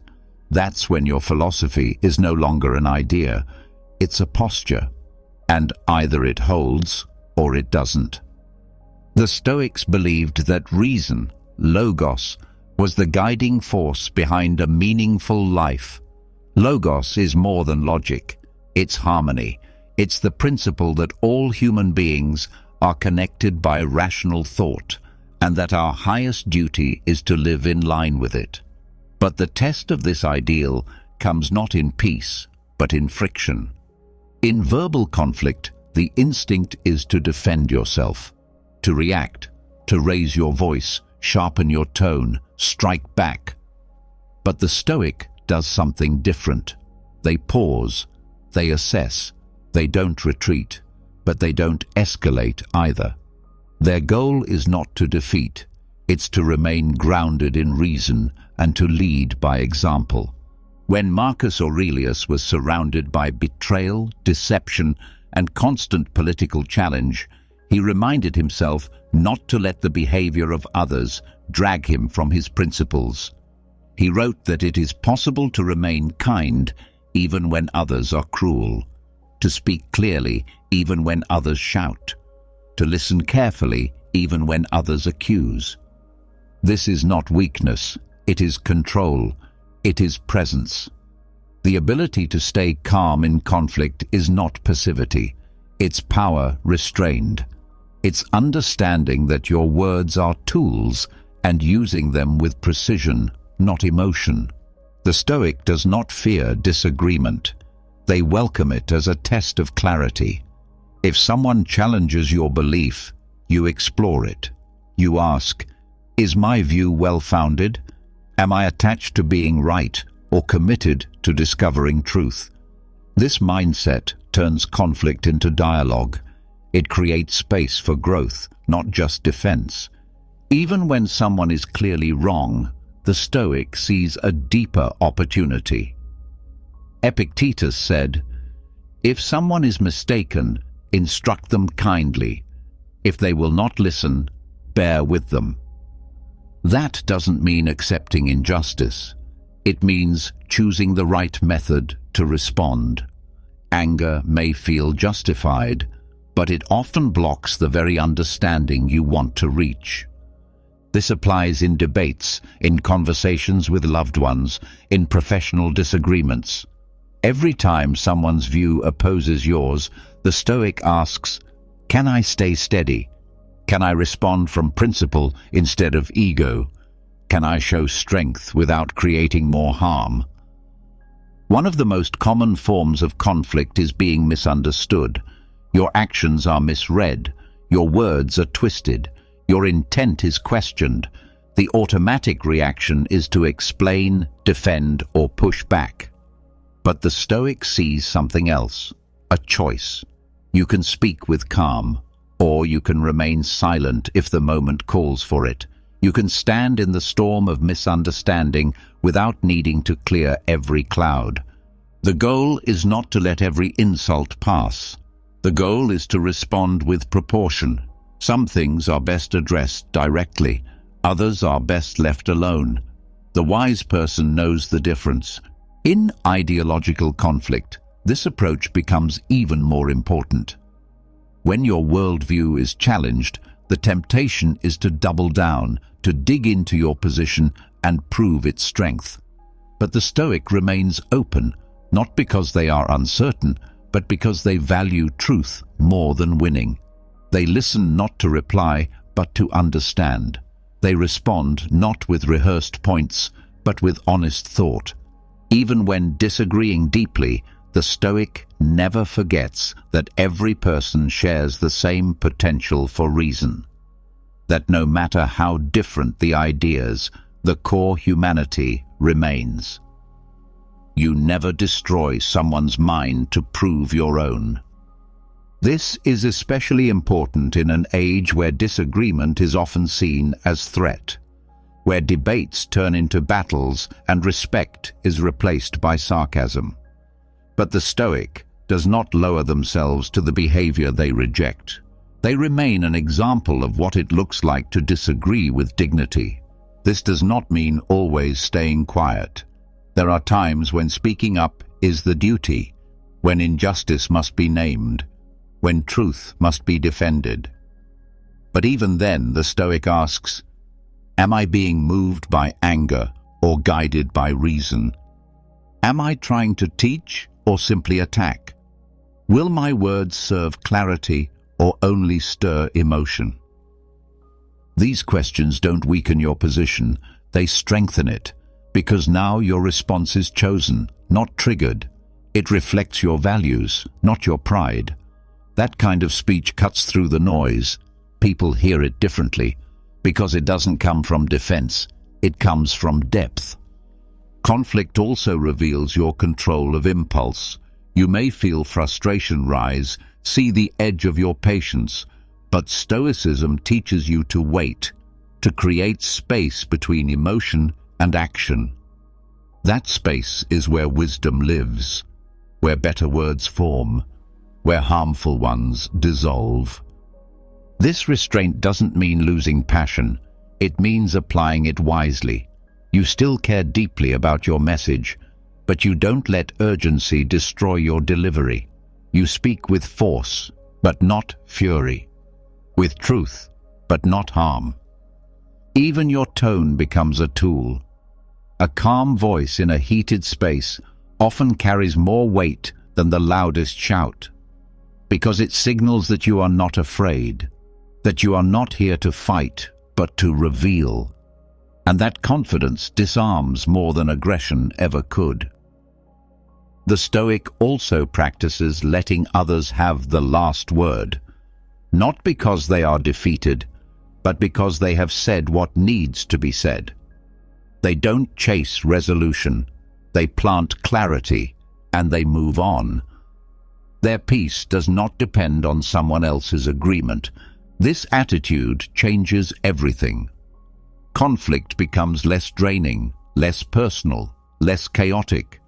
You no longer walk away feeling exhausted or ashamed. You walk away knowing you stayed aligned. And when the conflict stays unresolved, the Stoic accepts it, not as failure, but as part of life. Not every disagreement ends in harmony. Not every argument can be fixed, but every one is a chance to hold the line between who you could be and who you choose to be. With time, this practice becomes your nature. You start noticing which fights are worth entering and which are best declined. You stop fearing conflict, but you also stop feeding it. You start speaking more clearly and listening more deeply. You stop needing to dominate. You start choosing to demonstrate. And through it all, you remain centered. Not because you control the other person, but because you control yourself. That's what the Stoics trained for. Not easy lives, not smooth conversations, but the ability to stay calm in the presence of noise, to think when others react, to lead without force, and to hold reason as the highest response to conflict, no matter how loud the world becomes. When you choose reason over reaction in conflict, when you walk away without needing to be right, something else rises to the surface, a quieter discomfort. You've acted with clarity, you've held your ground without aggression, but they still don't see it. They twist your meaning, they call you weak, they speak about you as if they know your intent, and suddenly your peace is threatened not by what was said, but by how you're seen. This is where another kind of test begins, the courage to be misunderstood.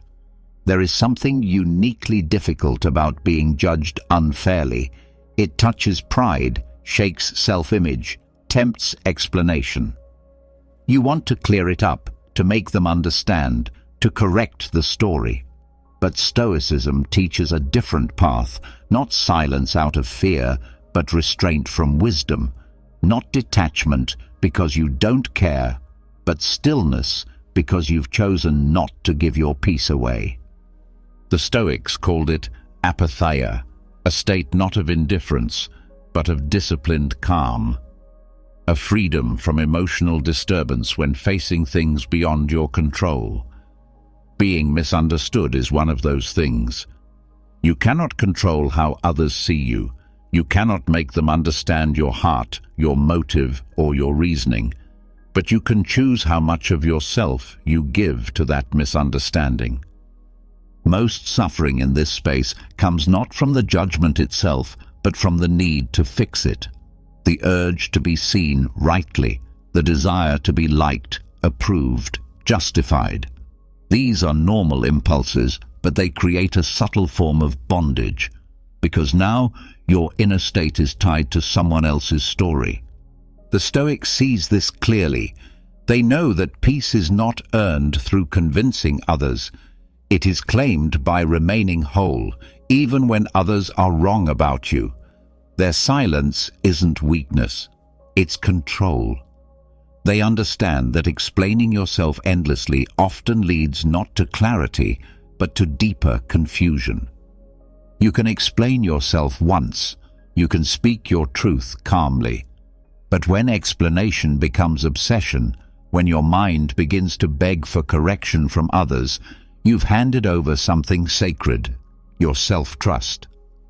Marcus Aurelius wrote that you must be satisfied with your own soul walking its path, even if no one joins you, even if others misunderstand. Because if your conscience is clear and your actions are aligned with reason, then you've done your part. This is not arrogance. It is responsibility. You take full ownership of your thoughts, your choices, your values, and then you release what is not yours to carry, opinions, rumors, reactions. Not because you are above it, but because you are not built to be shaped by every passing voice. This mindset requires courage, because being misunderstood is uncomfortable. It isolates you. It makes you feel unseen, unheard, alone. But the Stoic trains themselves to find strength in that space, to hold steady, to speak when it's useful, and remain silent when it's not. Even among friends, this test appears. You act from principle, and they think you've changed. You choose a quieter life, and they say you're wasting your potential. You walk away from conflict, and they think you're afraid. You speak with kindness, and they think you're naive. In these moments, you must decide, do I explain myself, or do I stay true to the path I've chosen? Often, silence says more. Apatheia doesn't mean you feel nothing. It means you feel deeply, but without losing control. You notice the sting of judgment, and you breathe. You hear the twist of your words, and you stay still. You see the labels being placed on you, and you refuse to wear them. You don't retreat in bitterness. You continue to live well. You let your actions speak over time. And when people are ready to see you clearly, they will, or they won't. Either way, your life is not waiting on their vision. This posture gives you a unique kind of freedom. You are no longer a servant to perception. You no longer live in reaction to every opinion. You walk into a room not needing to perform. You leave a conversation not needing to correct. You write, speak, lead, not because it will be accepted, but because it is right. You also stop over-apologizing. You apologize when you're wrong, not when you're uncomfortable. You stop over-explaining. You let the misunderstanding sit without chasing it. You stop chasing closure. You trust that time, truth, and consistency will reveal what matters most. This doesn't mean becoming cold. You can still care for others. You can still seek harmony when possible, but you stop sacrificing your values for the sake of image. You stop trading your peace for validation. You begin to respect yourself enough to be misunderstood, and with that respect comes humility. You don't assume you're always right. You remain open to feedback, but you don't change your path every time someone disapproves. You weigh the input, you reflect, and then you return to your principles. You also learn how to stay quiet in the middle of noise. When others speak about you in ways that don't reflect your truth, you hold steady. Not because it doesn't matter, but because it's not worth losing your clarity over. You keep your peace, not by fighting for your image, but by standing in your integrity. That's how trust grows, first with yourself. You start to believe in your ability to hold your ground without needing agreement. You start to see that your life is not a public debate, it's a private responsibility. And this changes how you move through the world. You become less performative, less dependent, more free. You dress how you want, speak how you think, walk with quiet purpose, not to stand out, but because you've stopped trying to blend in. Even in leadership, this matters. The courage to be misunderstood allows you to make decisions that others may not grasp right away. You lead not by always being liked, but by doing what is necessary. That kind of clarity inspires more than charm ever could. The Stoic knows that truth often takes time to be seen, that wisdom sometimes looks like rebellion, that virtue can be mistaken for weakness. But none of that changes what is right, so they walk on, not to be provocative, but to remain free.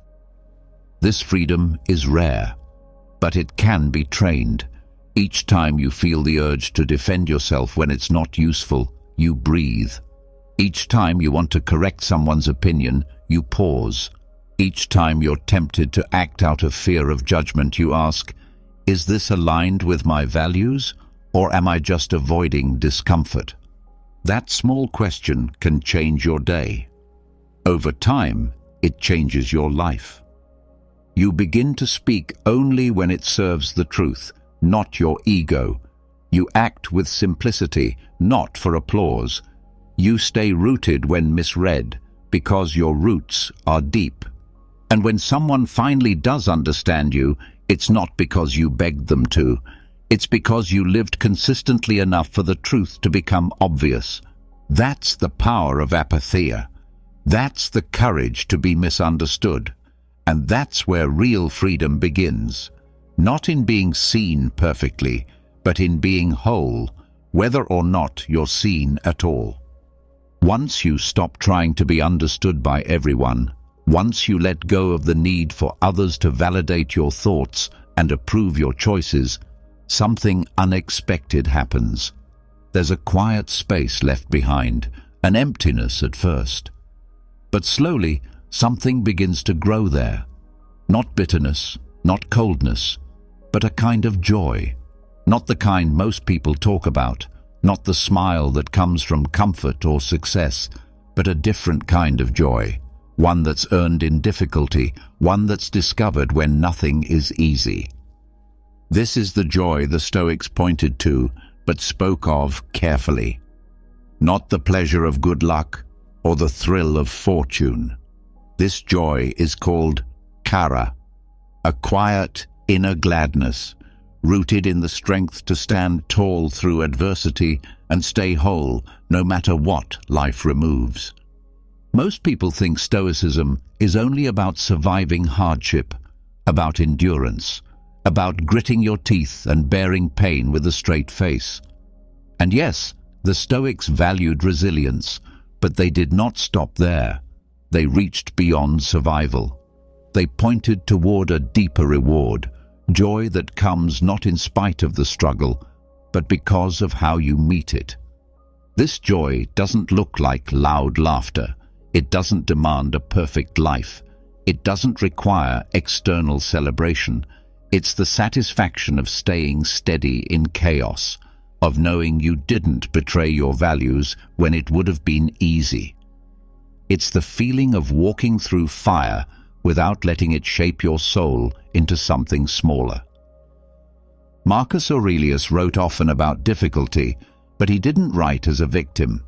He spoke of the fire inside that turns pain into fuel, that transforms every obstacle into material for virtue.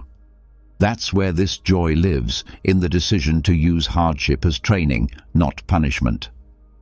Joy in adversity is not denial. It's not pretending things are fine when they're not. It's the deep understanding that you still have something no one can take: your reason, your choices, your response. You find joy not because things are good, but because you are choosing to be good anyway. This mindset doesn't come from comfort. It's built one test at a time. The missed opportunity, the betrayal, the illness, the pressure, the loss. These moments can break you or shape you. The Stoic chooses the second, not because they're stronger than everyone else, but because they've practiced seeing things as they are and choosing their path anyway. There's freedom in that kind of discipline. It's not forced, it's earned. You look around and realize, I am still here. I still have clarity. I still have self-respect. I still have peace that wasn't given to me by the world, so the world can't take it away. This form of joy doesn't need ideal conditions. It thrives in real life. It appears when you choose honesty over comfort, when you walk away from what is easy but wrong, when you accept the hardship and stay open-hearted. It grows stronger when things don't go your way, when you face uncertainty and act with courage anyway, when you carry grief and don't close your heart to life, when you're misunderstood and you continue to live well without resentment. In these moments, there's a lightness, not because life is light, but because your center has stopped depending on life to feel right. The Stoics weren't seeking numbness. They were building joy that couldn't be shaken by bad news. This is why they trained the mind. This is why they practiced reflection. This is why they returned again and again to the same principles, not because they forgot, but because they knew how easily the world pulls us toward bitterness. When you act from virtue under pressure, when you hold fast to your character in discomfort, joy becomes a byproduct. You don't need applause. You don't need everything to make sense. You just know, deep in your core, that you've done what you could with what you had. And that's enough. Even in grief, this joy remains. Not happiness, not comfort, but a kind of quiet faith that you are meeting life honestly, that you are not hiding, that your sorrow is clean, not corrupted by bitterness or denial. There is joy in knowing that you are no longer fragile in the way you once were, that you can face disappointment without collapse, that you can sit with discomfort without needing to escape it, that you can meet failure without losing your self-worth. This joy becomes a strength, a reserve, a resource. When others break down in the face of setbacks, you feel the sting, but you stay upright. When others lose themselves in anger, you feel the pull, but you hold steady. When others retreat in despair, you sit still, breathe, and wait for clarity. Joy in adversity is not a trick of the mind. It's a result of practice. You build it by returning every day to the questions that matter. What's in my control? What's the right action here? What would the best version of me choose now? And then you act, not perfectly but honestly, and with each honest action, the joy grows, slowly, quietly, steadily. It's also contagious. When others see you face difficulty with grace, they don't always understand it, but they feel it. They see that there is another way to live. You teach not by preaching, but by being the example, by showing what it looks like to walk through the fire and remain composed. That kind of presence doesn't need to speak loudly. It speaks by how you carry yourself. This kind of joy doesn't leave when the moment passes. It becomes part of you. It sits beneath your speech, your choices, your relationships. It reminds you that no matter what happens, you have a compass, and that compass is steady. Even when plans fail, this joy stays, because your peace was never tied to the outcome. It was tied to the process. You did your part. You stayed in alignment. That's the win. This is why the Stoics placed so much emphasis on preparation. They didn't wait for hardship to start thinking clearly. They practiced in small moments, holding their tongue, waking up early, walking in the cold, going without something they wanted. Not because they loved suffering, but because they loved freedom. And freedom is not given, it's practiced. You learn to take joy in your own progress, not in comparison, not in perfection, but in the fact that you are becoming harder to shake, easier to trust, more honest, more balanced. You start to admire the version of yourself who chooses well under pressure, and that admiration becomes joy. You also find joy in seeing adversity as the thing that shaped you. Without it, you would not have become as thoughtful, as humble, as steady. You don't thank the pain, but you see the value it brought. You don't seek suffering, but you use it well. The Stoic joy isn't loud, but it's powerful. It walks into storms with calm. It speaks gently when others raise their voices. It forgives without needing repayment. It moves through pain without seeking pity. It's not flashy, but it's unshakable. You reach it not by avoiding life's weight, but by carrying it well. And when the weight grows heavier, so does your strength. This is the quiet reward of Stoic practice.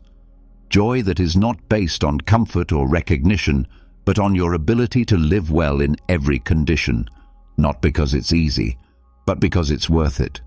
That's the joy of adversity. That's the strength that cannot be borrowed or faked. That's the light you carry, even when the world goes dark. When joy is no longer tied to comfort, and when adversity becomes a place where peace can grow, something deeper begins to stir beneath the surface of your choices. You start to wonder why you are able to meet life this way, why some things feel easier to accept, why you begin to feel a calm trust in the order of things, even when the order isn't fully visible. This is where the roots of Stoicism reach beneath the visible, into the metaphysical, into the beliefs that quietly shape the way you move through every day. Stoicism is often praised for its practicality, its clear advice, its psychological insights, its focus on action. But underneath all of it, there is a structure of belief about the nature of the world, about fate, about reason guiding the universe. Whether you believe in God, nature, or simply in patterns of cause and effect, these metaphysical ideas have more impact on your life than you might think. At the heart of Stoic metaphysics is the idea that the universe is rationally ordered, that events do not unfold randomly, but according to a web of cause, reason, and structure. The Stoics called this logos, not just reason within the individual, but reason embedded in all things. And when you start seeing life this way, your choices begin to shift. You no longer act from panic when plans change. You pause and ask, what part of this is beyond me? What is this situation asking of me? If the Stoics were right, and events are not punishments, but expressions of a larger system, then even in chaos, you can respond with direction. This belief doesn't require religion. Even for a secular reader, the idea that cause and effect govern the world creates space for a calmer relationship to uncertainty. You stop seeing hardship as unfair and start recognizing it as part of a natural flow. You still feel the pain, but you stop adding the layer of resistance that makes it worse. Epictetus taught that events themselves are neutral. What we add to them, fear, blame, outrage, is optional. This idea only works if you trust that there's structure behind the events, that there is meaning to the order. You may not always know the reason, but you trust that your task is not to control outcomes. It's to align your response with integrity. Even everyday choices are shaped by this belief. You wake up and choose your actions not based on what brings the fastest reward, but what fits within the role you've been given today. If you believe the role is temporary and assigned by something bigger, fate, nature, time, it changes how you show up. You don't resent the small tasks. You do them with care because you believe they are part of something larger. This outlook builds humility. You stop placing yourself at the center of everything. You see that you are a small but meaningful part of a vast whole. That your job is not to fight the flow, but to cooperate with it. That cooperation doesn't mean passivity, it means clarity. In practical terms, this belief system keeps you from overcorrecting. When something goes wrong, you don't spin out. You step back and say, perhaps this is how it was meant to unfold. What can I learn? What virtue can I practice here? You don't need to know the full design to trust that there is a pattern. The Stoics believed in providence, not as magical thinking, but as confidence in the structure of life. Marcus Aurelius returned again and again to the idea that what comes from nature is good, not easy, not comfortable, but good in the sense that it serves the whole. Even if it brings you discomfort, it may bring balance to something beyond your view. That belief leads to better decisions. You stop acting only from preference. You start acting from principle. You ask not just what you want, but what the moment requires. You see life as a dialogue between your will and the world's design. This doesn't erase your freedom. In fact, it defines it more clearly. You are not free from consequence, from difficulty, from time, but you are free in how you interpret what happens. You are free to act with reason in the face of chance. You are free to hold your values no matter the outcome. This belief in cosmic order also changes how you deal with others. When someone wrongs you, you don't see them as an isolated enemy. You see them as part of the same world you're in, governed by the same flaws, shaped by the same forces. You respond not with cruelty, but with calm. You don't tolerate harm, but you stop taking it as personal betrayal. Even in relationships, this worldview creates space. When someone leaves your life, you may grieve, but you do not cling. You remind yourself that you were given time together, and now the current has shifted. The flow moves on, and your task is to stay aligned with it. This shift in perspective builds trust, not blind hope, but earned trust. A trust that whatever is unfolding, your response matters more than your prediction. That even when you don't see the larger picture, you are still part of it. And your role is not to rewrite it, but to play your part well. That kind of mindset brings peace to decision-making. You start asking different questions. Instead of, how do I win? You ask, what is the right thing here? Instead of, what will they think? You ask, what do I stand for? Instead of, why is this happening to me? You ask, what is this asking from me? Those questions lead to different actions. They simplify your days, they clarify your options, and they remind you that you are not as lost as you think, that you are not without direction, even when things are uncertain. You carry your direction within, even in small moments, choosing how to respond to a delay, deciding what to prioritize in a busy week, handling a conversation that feels tense. These ideas make a difference. They slow you down. They return you to something steadier than your feelings. They remind you that you are not the center of the universe, but you do have a part to play. And because you believe the whole has meaning, your part carries weight. Not because others see it, but because you know it is aligned. This belief structure also prepares you for loss. You stop asking why good things end and start accepting that all things move through cycles. The Stoics practiced reflecting on impermanence, not to be morbid, but to keep perspective. To remember that change is not failure, it's the rule. With that mindset, you begin to greet transitions not with fear, but with respect. You understand that even the best moments must pass, but their passing does not remove their meaning.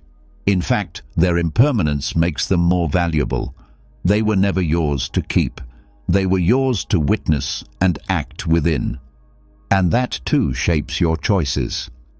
You stop wasting time on things that don't matter. You stop chasing things that fade quickly. You start aligning your days with what lasts: truth, character, presence. You stop asking what others expect from you and start asking what life itself is asking of you. Even in times of doubt, this framework gives you something to return to, a way to think, a way to see, a structure that doesn't depend on belief in a God, but belief in order, in purpose through pattern, in meaning through virtue. You are no longer thrown by every change in the wind, because your sail is not random, it is trimmed with reason. And even when you cannot see where you're going, you trust that how you go there matters most. This is metaphysical Stoicism, not an abstract theory, but a way of seeing that shapes how you live. Quietly, clearly, with dignity, even in uncertainty. And through that dignity, the world begins to feel less hostile. Not because it changes, but because you have changed the way you move through it. From resistance to flow, from reaction to reason, from confusion to calm. And that calm becomes your strength, no matter what direction life takes next. When you begin to trust in the structure of life, when you act not from fear, but from alignment with nature's rhythm, the next question arises quietly.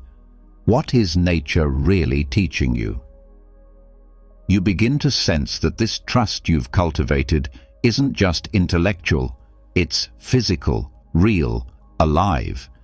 It's not found only in books or in silent reflection, but in the world outside your walls, in the wind, in the sky, in the soil beneath your feet.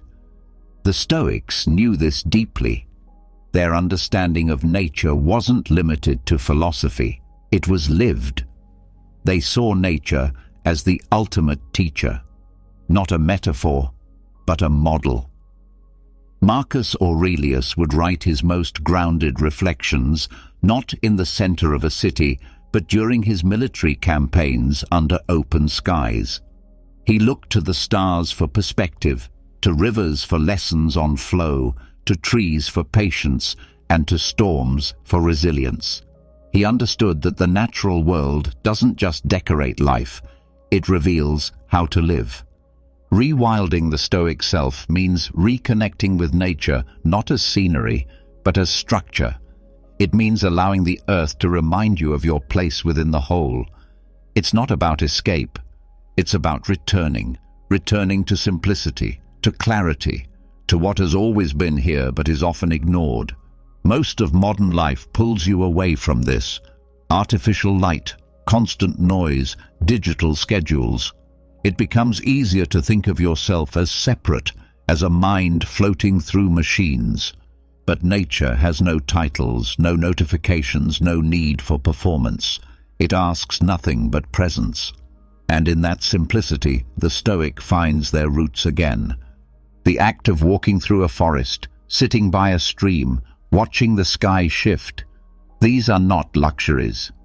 They are tools, direct lessons in perspective.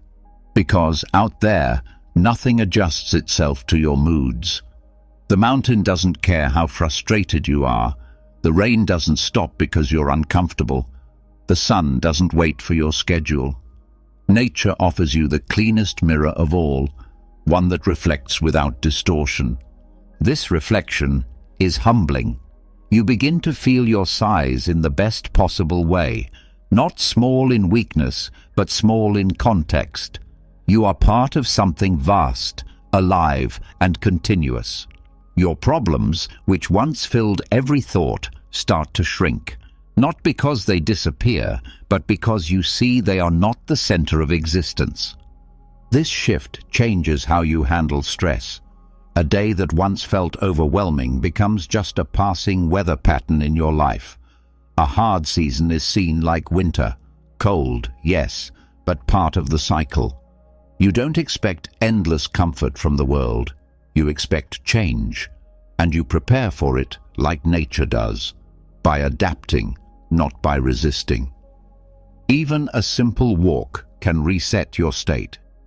When your thoughts are tangled, your emotions heavy, stepping into natural surroundings allows your nervous system to slow. The mind follows the body follows the rhythm of the world. There's something deeply grounding in hearing birds instead of machines, in seeing patterns in leaves instead of on screens. The Stoics saw this as necessary practice. Just as they trained the mind through reflection and the body through discipline, they trained the spirit through stillness in nature. The goal was not to become wild in chaos, but wild in wisdom, untamed by ego, rooted in clarity. This approach also teaches patience. Trees grow slowly, streams carve stone over centuries.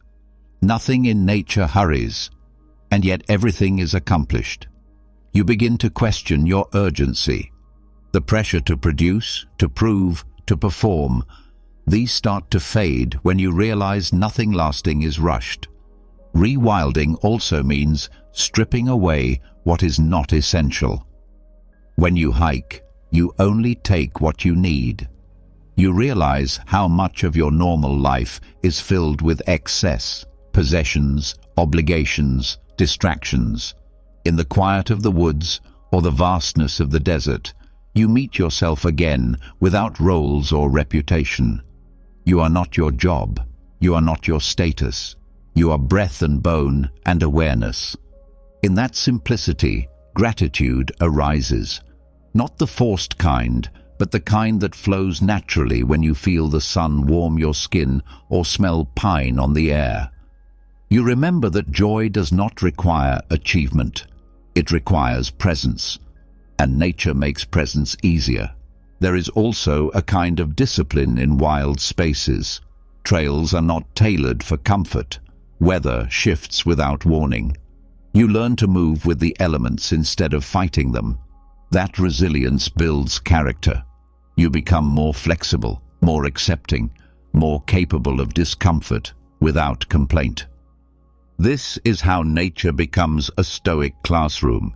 It strips you of illusion and replaces it with truth. You stop trying to control every outcome. You start flowing with what comes, not passively, but wisely. You learn to read your inner weather the same way you learn to read the sky. You know when to act and when to wait, when to speak and when to listen. Even the act of solitude becomes different. In cities, solitude often feels like loneliness. In nature, it feels like reconnection. You are alone, but not isolated. Surrounded, but not overwhelmed. You become aware of something deeper than thought, a quiet pulse that reminds you of your belonging in the fabric of things. This kind of solitude is healing. It allows you to sort your thoughts without distraction. It gives space for emotions to rise and settle. It reminds you that presence is not just a concept, it is a practice. The Stoics believed that everything in nature follows its purpose. The bee pollinates, the river flows, the sun rises.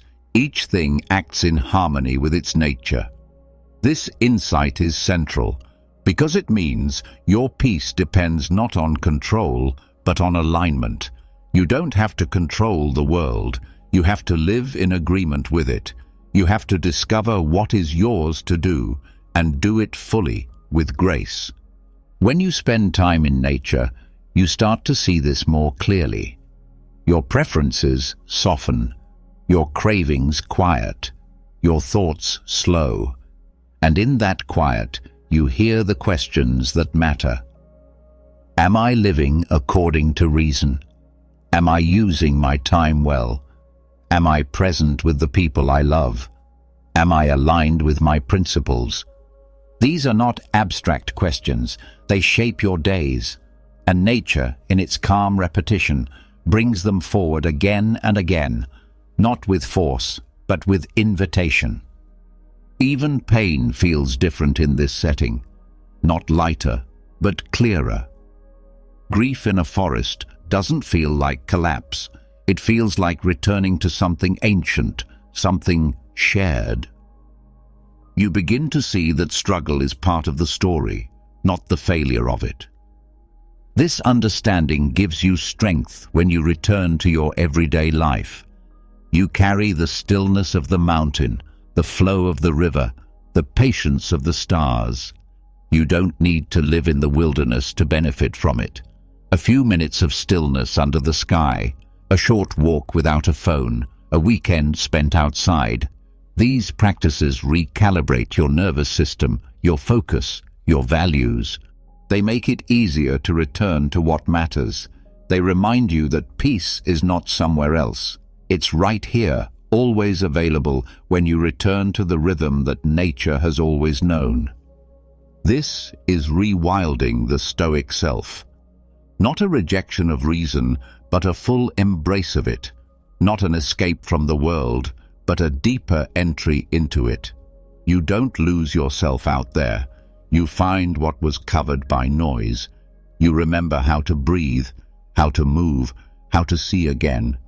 And when you come back, you bring that clarity with you, into your work, into your relationships, into your choices.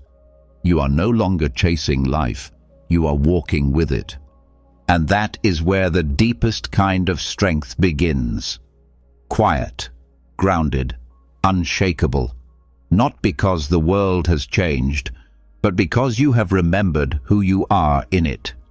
Returning from the stillness of nature, you carry with you a kind of presence that is hard to explain, but easy to feel. You begin to live more simply, think more clearly, and act with less rush. You've remembered how to be. But even in that grounded state, life remains uncertain. And here, a new challenge begins, one that tests your ability to stay fully present while also preparing for what might go wrong. This is where Stoicism demands something subtle, the balance between anticipation and presence. The Stoics taught the importance of premeditatio malorum, the premeditation of adversity, not to feed fear, but to sharpen the mind. It was a way to imagine what could go wrong, so that when it did, you would not be broken by surprise. You would be ready, not in fear, but in reason. At the same time, they emphasized presence, the value of showing up in the moment, of engaging with what's in front of you, of living now, not endlessly waiting for the next threat. This creates a tension. How do you look ahead without leaving the present behind? How do you anticipate pain without losing the ability to enjoy what is? The answer lies in how you train the mind. The Stoic does not obsess about future problems. They visualize them briefly, clearly, then return to the present stronger. Anticipation is not their home. It's their preparation ground. Presence is where they live. Anticipating hardship allows you to test your attachments. You imagine losing your job, your status, your comforts, not because you want that to happen, but because you want to know who you are without them. This builds resilience. It makes you lighter. If you've already considered loss, you're less likely to panic when it arrives. But if you stay in that mindset too long, you miss what's here. You lose the ability to see beauty, to enjoy connection, to breathe fully. That's not Stoic. That's fear disguised as wisdom. And the Stoics warned against that too.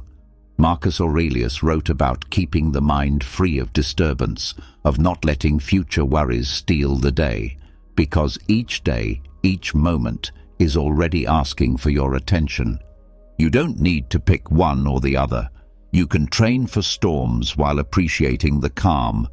You can mentally rehearse challenge, then return to dinner with your family and fully taste the meal. You can prepare for loss while still holding your loved ones with care and gratitude. The strength comes in switching modes deliberately. You take time to reflect. What would I do if this changed, if this was taken, if this became harder? You test your thinking.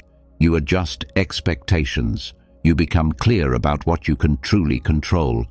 And then you close that door.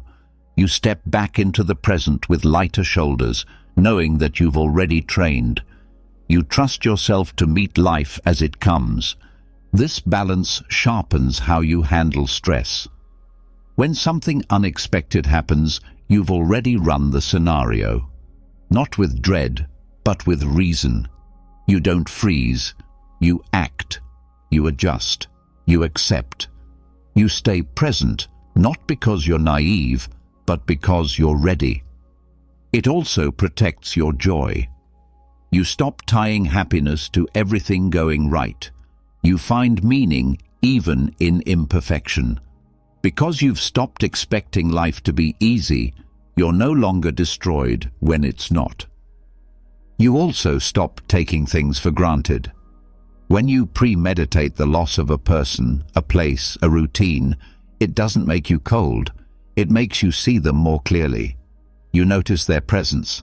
You stop sleepwalking through your time with them. This makes your gratitude real, not performative, but grounded in awareness. This mindset changes how you approach goals. You plan carefully, knowing setbacks are likely. You put in effort without clinging to outcome. You give your best, not because it guarantees success, but because it aligns with your principles. And when success comes, you enjoy it fully, because you're there, present, not already worried about what's next. You begin to see that anticipation and presence are not enemies. They are tools used at different moments. One trains the mind, the other opens the heart. One prepares you to act under pressure. The other reminds you to live while you can. When both are used well, they support each other. You anticipate so that you can be more present. You become more present so that when the future arrives, you are ready to meet it with calm. This kind of thinking also guards against denial. You don't pretend everything will be fine. You know things can fall apart. And that knowledge frees you from needing everything to stay perfect. You stop holding life with a tight grip. You let it flow. Not carelessly, but consciously. It makes your decisions sharper. You no longer avoid difficulty, you face it early. You ask the hard questions. What will I do if this fails? Who will I become if this ends? What matters most if I lose this comfort? And once those questions are answered, you're free to enjoy what you have. Because you've already prepared to lose it. Not in a morbid way, in a human way, with humility, with depth. You stop flinching at the word loss. You stop delaying presence until everything feels safe. You stop treating this moment as a stepping stone to the next. You begin to live fully now, not because you're ignoring what could go wrong, but because you've already made peace with the fact that things change. This mindset also builds better relationships. You don't demand people make you feel secure. You find that security inside.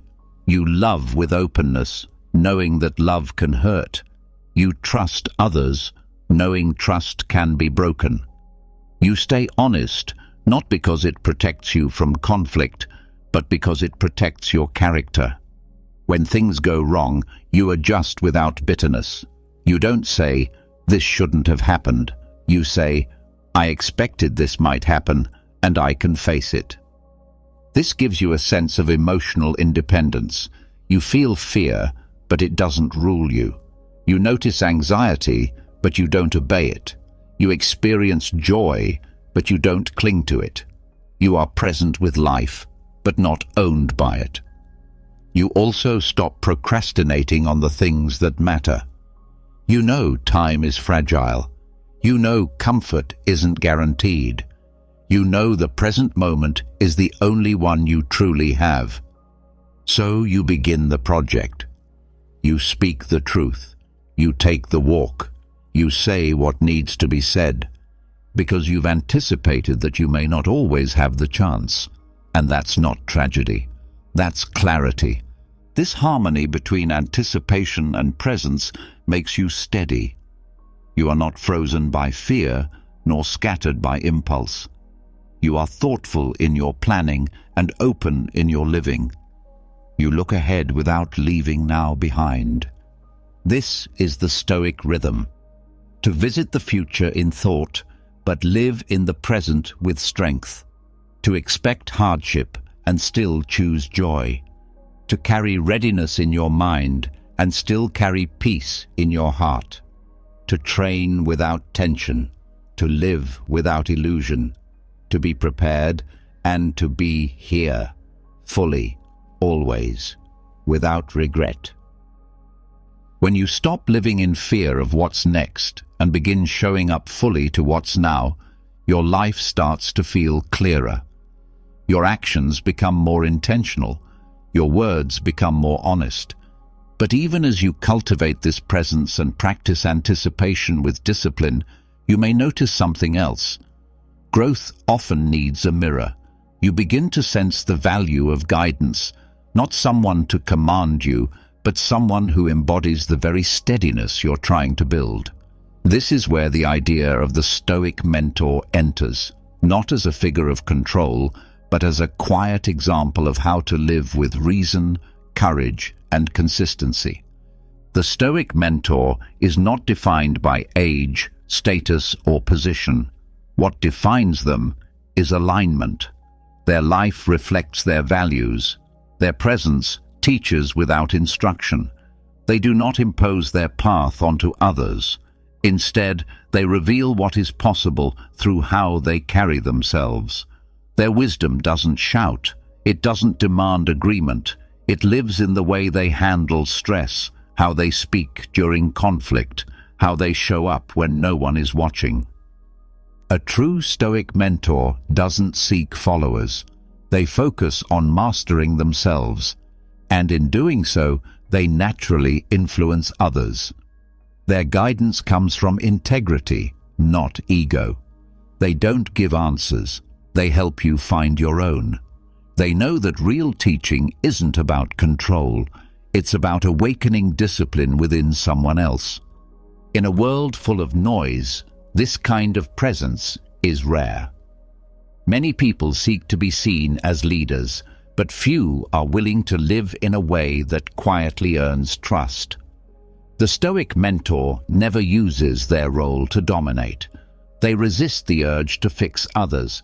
They offer a kind of steady support that allows space for mistakes, questions, and reflection. This form of mentorship is more powerful than advice. Advice is easy to give. It's safe. But example is risky. It requires consistency.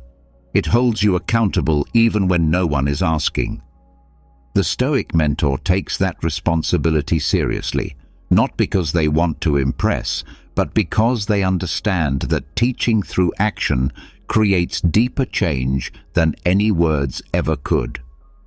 Finding this kind of mentor starts with paying attention, not to popularity, but to behavior. Who handles frustration with grace? Who stays calm under pressure? Who lives simply, speaks clearly, and keeps their commitments? These people may not call themselves mentors. They may not even know they are teaching. But if their presence challenges you to live better, then they already are. Often the best Stoic mentors don't try to inspire. They simply live in alignment, and that alignment becomes magnetic. You learn by watching. You grow by observing how they move through difficulty, how they own their failures, how they treat people when there's nothing to gain. You absorb their discipline not by being told what to do, but by seeing how it's done. This also means you don't need to wait for the perfect mentor to appear. You can learn from fragments, from moments, from strangers. One sentence, one choice, one posture can change your thinking. The Stoic mind doesn't idolize teachers. It learns from anything that models virtue. That could be a historical figure, a quiet colleague, a difficult parent who still shows up every day, or even a child who reminds you what presence looks like. Mentorship in Stoicism is not hierarchical, it's relational. You don't follow a mentor in blind agreement. You walk alongside their example. You reflect it in your own way. You stay committed to your own development while honoring the influence that helped clarify your path. Eventually, the question shifts. It's no longer just about finding a Stoic mentor. It becomes about becoming one, not through performance, but through practice.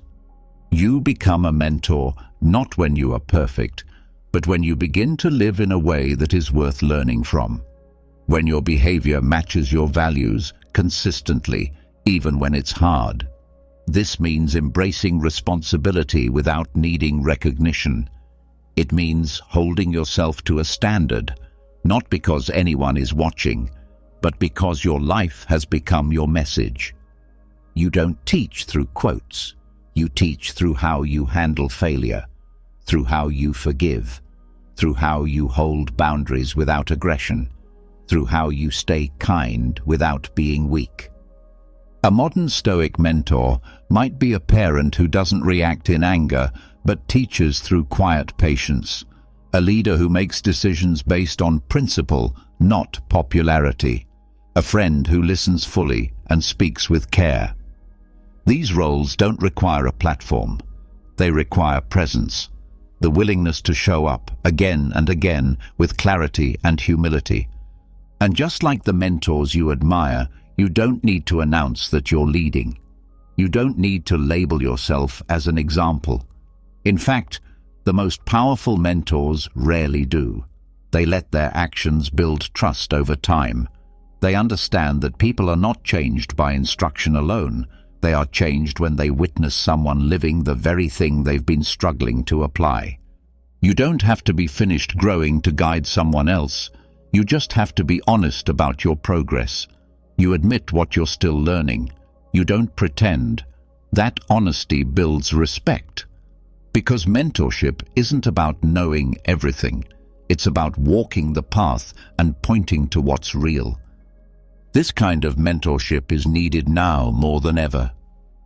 In a world full of quick fixes, shallow advice, and empty performance, people are hungry for quiet steadiness. For someone who shows them that strength doesn't have to be loud, that virtue is not outdated, that discipline still matters. Being a Stoic mentor doesn't require dramatic change. It begins in small, repeated moments. Choosing patience when you could choose anger. Choosing humility when pride is easier. Choosing presence when distraction tempts you. These moments may feel invisible, but they build something permanent. And when people notice, you don't take credit. You don't become a symbol. You become a reminder, a living example that it is still possible to live by principle in a messy, fast world, that a calm voice still carries weight, that consistency is still powerful, that integrity still inspires, not through force, but through reflection. You begin to notice that others around you are affected, not because you tell them what to do, but because your steadiness gives them permission to be steady too. Your calm helps others slow down. Your focus reminds others what matters. Your way of living becomes a quiet challenge for others to raise their own standards. This is the true impact of the Stoic mentor archetype. It's not about legacy or leadership roles. It's about influence without demand. It's about reminding people of their own potential. by fully committing to your own. And that's the work. Not just to learn Stoicism, but to live it so deeply, so honestly, that others begin to ask, not what you believe, but how you became this way. And when they do, your answer won't be a lecture. It will be your life. When you start living in a way that others quietly learn from, when your choices reflect values instead of image, a new demand begins to rise. People notice your steadiness, your clarity, your calm, and they want your time, your energy, your agreement. Some come with respect, others with expectation. As your presence grows, so does the pressure. And here, the next Stoic lesson appears. Learning how to say no, not out of rejection, but from discipline. Not with anger, but with clarity. The ability to say no is a practice in freedom. It's not about pushing people away. It's about holding space for the life you are building. The Stoics understood that without boundaries, even the wisest person becomes scattered. Without clear limits, your time becomes owned by the urgent instead of the important. You begin to serve noise instead of purpose. Saying no is a form of ethical action. It is not an emotional reaction. It is not a wall built in frustration. It is a thoughtful decision to protect your priorities, your peace, and your focus. And it is best done with strength that is quiet, not defensive, not apologetic, but rooted in reason.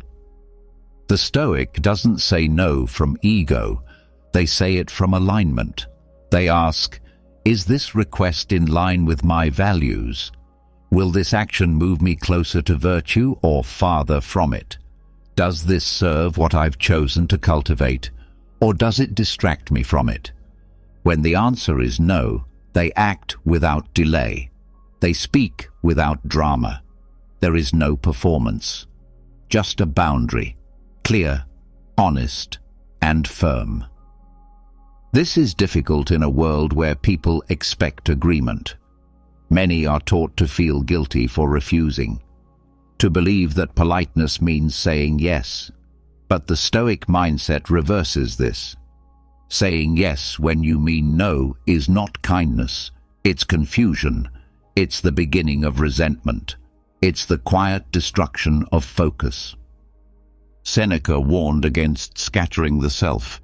He said that those who give away their time thoughtlessly are worse than those who waste money, because time, unlike money, can never be replaced.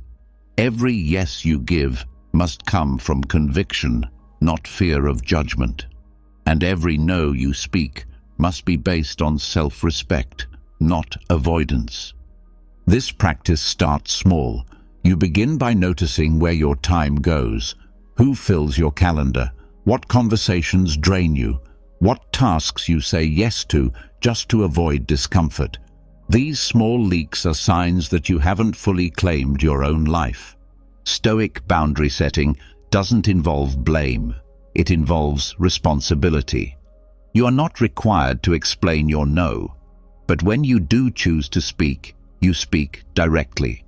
Not emotionally, not with regret, just with clarity. This is not aligned with what I've committed to. That's enough.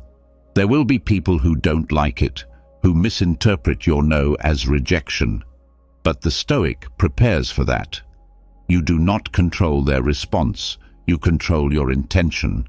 You hold the line without cruelty, but also without apology, because you know what you're protecting, your attention, your virtue, your time.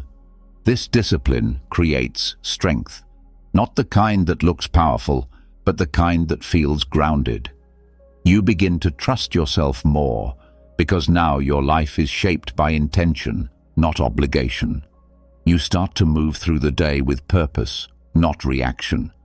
And your yes becomes more powerful, because it's no longer automatic.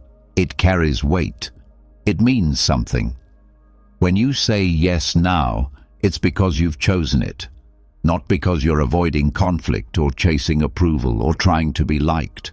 The Stoic also knows that saying no to others often means saying yes to your deeper responsibilities, yes to rest, yes to thought, yes to creating, reflecting, focusing. These are not luxuries. They are necessary to live with virtue. Without them, your actions become scattered, your energy thins, your clarity fades. The practice of refusal is also a test of emotional maturity. It shows whether you can disappoint others without turning on yourself, whether you can walk away from what's expected without losing your sense of worth, whether you can tolerate being misunderstood without bending to fix it. There is dignity in limits. There is order in refusal.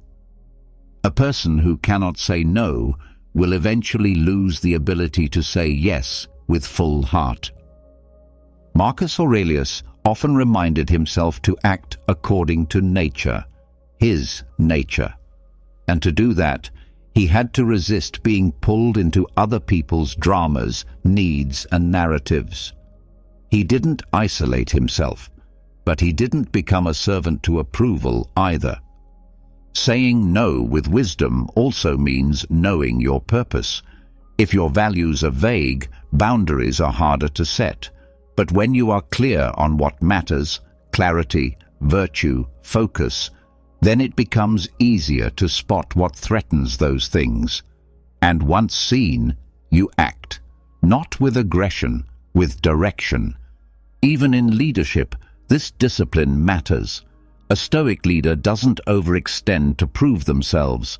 They make decisions that serve the whole, not their image. They decline what is outside the mission. They protect their team's energy as fiercely as their own. Their refusal is never personal, it's strategic. This same clarity can be used in personal relationships. Saying no to habits that pull you into resentment. No to conversations that drain without purpose. No to old dynamics that keep you stuck. Each refusal is a return to your path. Each no clear space for a better yes. And you begin to feel lighter. Because now you're no longer carrying the weight of every request, every demand, every obligation that doesn't belong to you. You've created a shape for your life, and you're honoring its outline. You become a better communicator, because people trust those who set boundaries without hostility. They trust those who mean what they say. Your no doesn't shut doors, it builds trust. It shows that your words have weight. This practice also protects your inner state. When you say no from clarity, you avoid the emotional cost of overextension. You prevent burnout before it starts. You remove the need to justify or defend. You act simply, directly, peacefully. Over time, saying no becomes less about protection and more about design. You begin to shape your days around what aligns with your principles. Your time reflects your values. Your actions follow your purpose. There's still discomfort. There will be times when you hesitate, when guilt whispers, when others push back. But you'll learn to see that discomfort not as a warning, but as a sign you're on the edge of growth. The Stoic doesn't seek to please everyone. They seek to live rightly, and sometimes that means disappointing others, not out of disrespect, but out of honesty. That honesty begins with the self. Before you can say no to others, you must stop saying yes to things that harm your own peace. You must stop betraying your time for approval. Stop sacrificing your values for temporary ease. And then, from that clarity, you speak. You set your boundary. You move forward. Not with guilt, but with calm, with purpose. Because saying no is not rejection. It is protection. It is alignment. It is freedom. Once you learn to say no with calm clarity, not from guilt but from purpose, something important begins to shift. You find yourself stepping back from the constant demands that once consumed your time. You're no longer driven by urgency, flattery, or pressure. You begin choosing with greater care. But then a new question rises, one that reshapes how you see progress altogether. What do you call success now? If your schedule is no longer packed with obligations that don't matter, if your life is no longer a performance for others, how do you know whether it's working? What are you measuring? What counts as progress? This is where Stoicism demands an honest shift, from fortune to character, from external results to internal development, from achievements you can show to values you can live. Most people are trained to define success by outcomes, the job title, the money, the praise, the reputation. If things go well, they say they're doing well. If things fall apart, they say they've failed. But this approach leaves your self-worth at the mercy of things you don't control. The Stoics saw this as a fundamental error. They taught that real success, true fulfillment, comes not from getting what you want, but from becoming who you're meant to be. The measure isn't what you gain, it's how you live, not whether you won, but whether you lived with arete, excellence of soul. Arete is not a goal you reach once. It's a quality you embody daily. It means striving to live with wisdom, courage, justice, and temperance. It means becoming someone who acts with reason even when emotions are high, who chooses integrity even when it costs something, who treats others with fairness even when no one's watching. This redefinition of what's working doesn't erase ambition, it refines it. You still set goals, work hard, aim high, but you don't make your peace depend on results. You don't tie your value to success or your identity to failure. You keep your focus on how you show up, how you carry yourself, how you respond when things go wrong. That's the test of character, not when everything is smooth, but when pressure comes, when uncertainty rises, when setbacks multiply. In those moments you ask, am I living in alignment with what matters? If the answer is yes, then you're already succeeding, no matter what the scoreboard says. This mindset transforms how you handle comparison. You stop measuring your life against what others have. You stop chasing someone else's definition of winning. You begin to see that real success is invisible. It lives in discipline, in quiet effort, in how you treat people, in whether you sleep with a clear conscience. Arete gives your days meaning that can't be taken. It's the kind of strength that survives disappointment, the kind of peace that doesn't vanish when plans fall through, the kind of fulfillment that grows even in failure because you've done what you believe is right. And that rightness isn't rigid, it's thoughtful. Arete includes humility. It allows you to change direction without losing yourself. It allows you to admit mistakes, not because you're broken, but because you're committed to growing. You stop chasing perfection and start seeking excellence, not in outcome, but in presence. You care more about being honest than being admired. You prioritize clarity over control. You put your energy into building character, not because it makes life easier, but because it makes life real. This doesn't mean you stop aiming high, but your ambition becomes internal. You start asking harder questions. Am I becoming more patient? Am I less reactive than I was a year ago? Do I speak more truthfully? Do I act with more courage? Do I live in alignment even when no one's looking? These questions matter more than likes, promotions, or titles, because they're the ones that shape the quality of your life, not the image of it. You begin to redefine what progress looks like. It might be choosing silence over argument.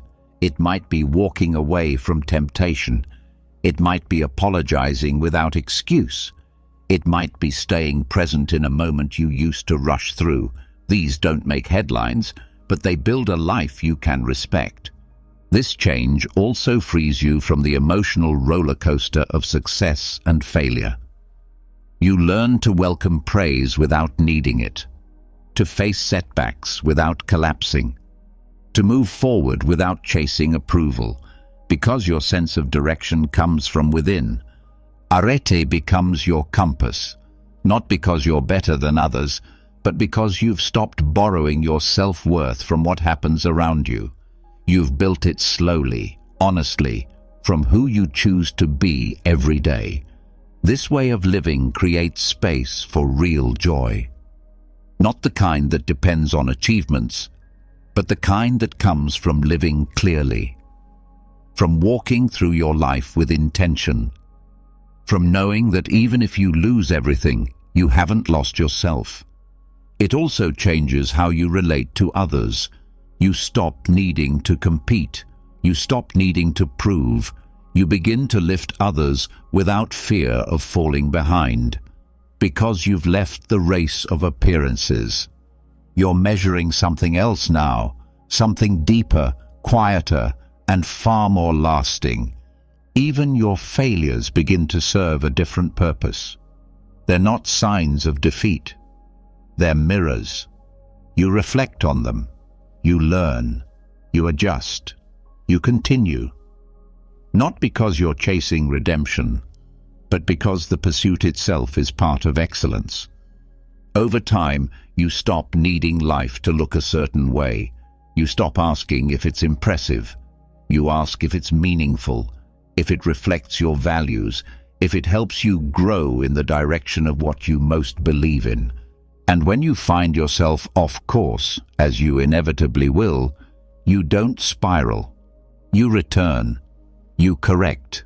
You refocus on what matters, not what you've gained, but what you've become. This shift requires courage, because it's tempting to define success the way everyone else does, to want to be seen, to chase recognition. But the Stoic chooses something harder and better. They choose truth. They choose consistency. They choose inner strength over outer status. That choice builds a life you don't have to escape from. A life that feels solid even when the world shakes. A life measured not by noise, but by integrity. Not by applause, but by presence. Not by how much you control, but by how deeply you live. Because in the end, what matters most isn't what you've accumulated. It's who you are when everything is taken away. And if in that moment you still have character, you have everything. When you begin to measure your life not by fortune but by character, not by noise but by inner clarity, the pursuit itself becomes lighter. You let go of the endless pressure to impress. You stop performing for recognition. You start living for truth. But with that seriousness can come a shadow, an unintended heaviness. You can become so focused on discipline that you forget something essential: how to laugh. And here, the next layer of Stoic practice unfolds: the wisdom of humor. Not every Stoic was somber.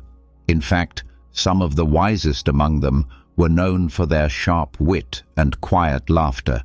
They did not see humor as weakness or as distraction, but as a tool, a way to soften rigidity, a way to speak truth without pride, a way to keep perspective when things got hard. Humor, when used wisely, keeps the soul from becoming too stiff to bend. Epictetus, perhaps the most quoted Stoic teacher, often used irony to teach. He didn't flatter. He didn't preach with dry detachment. He asked questions, made observations, exposed contradictions, not with cruelty, but with a knowing smile. His humor wasn't aimed to belittle. It was aimed to wake people up. It was a mirror, tilted just enough to help someone see their own absurdity. This kind of humor comes from depth. It's not sarcasm born of bitterness. It's not cruelty masked as cleverness. It's rooted in clarity.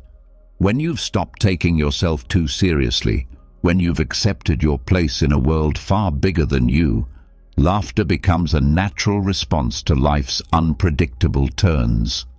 Musonius Rufus, another important Stoic, also knew that a well-placed joke could open the mind faster than a lecture.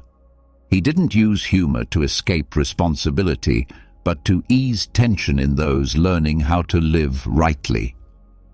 When someone is already struggling with their ego, adding shame doesn't help. But helping them laugh at themselves with compassion without harm can be the first step toward growth. The Stoic view of humor is not one of avoidance. They didn't use jokes to run from truth. They used it to deliver truth more gently. They knew that life is full of contradiction and difficulty, and that those who cannot smile through it become brittle. They understood that wisdom without warmth becomes cold, and that laughter, when guided by reason, becomes a balm. This approach to humor requires intention. It's easy to slip into mockery. It's easy to tear others down to lift yourself up. But Stoic humor is never about superiority. It's not about being the smartest voice in the room. It's about helping yourself and others see more clearly without causing injury in the process. You begin practicing this by starting with yourself. Learning to laugh at your own ego, at your own overreactions, at your moments of contradiction. When you misspeak, when you stumble, when you forget your own advice, those are not failures. They're part of being human. And when you meet those moments with a smirk instead of shame, you disarm the pride that could turn into defensiveness. This doesn't make you careless. It makes you resilient, because humor is not denial, it's distance.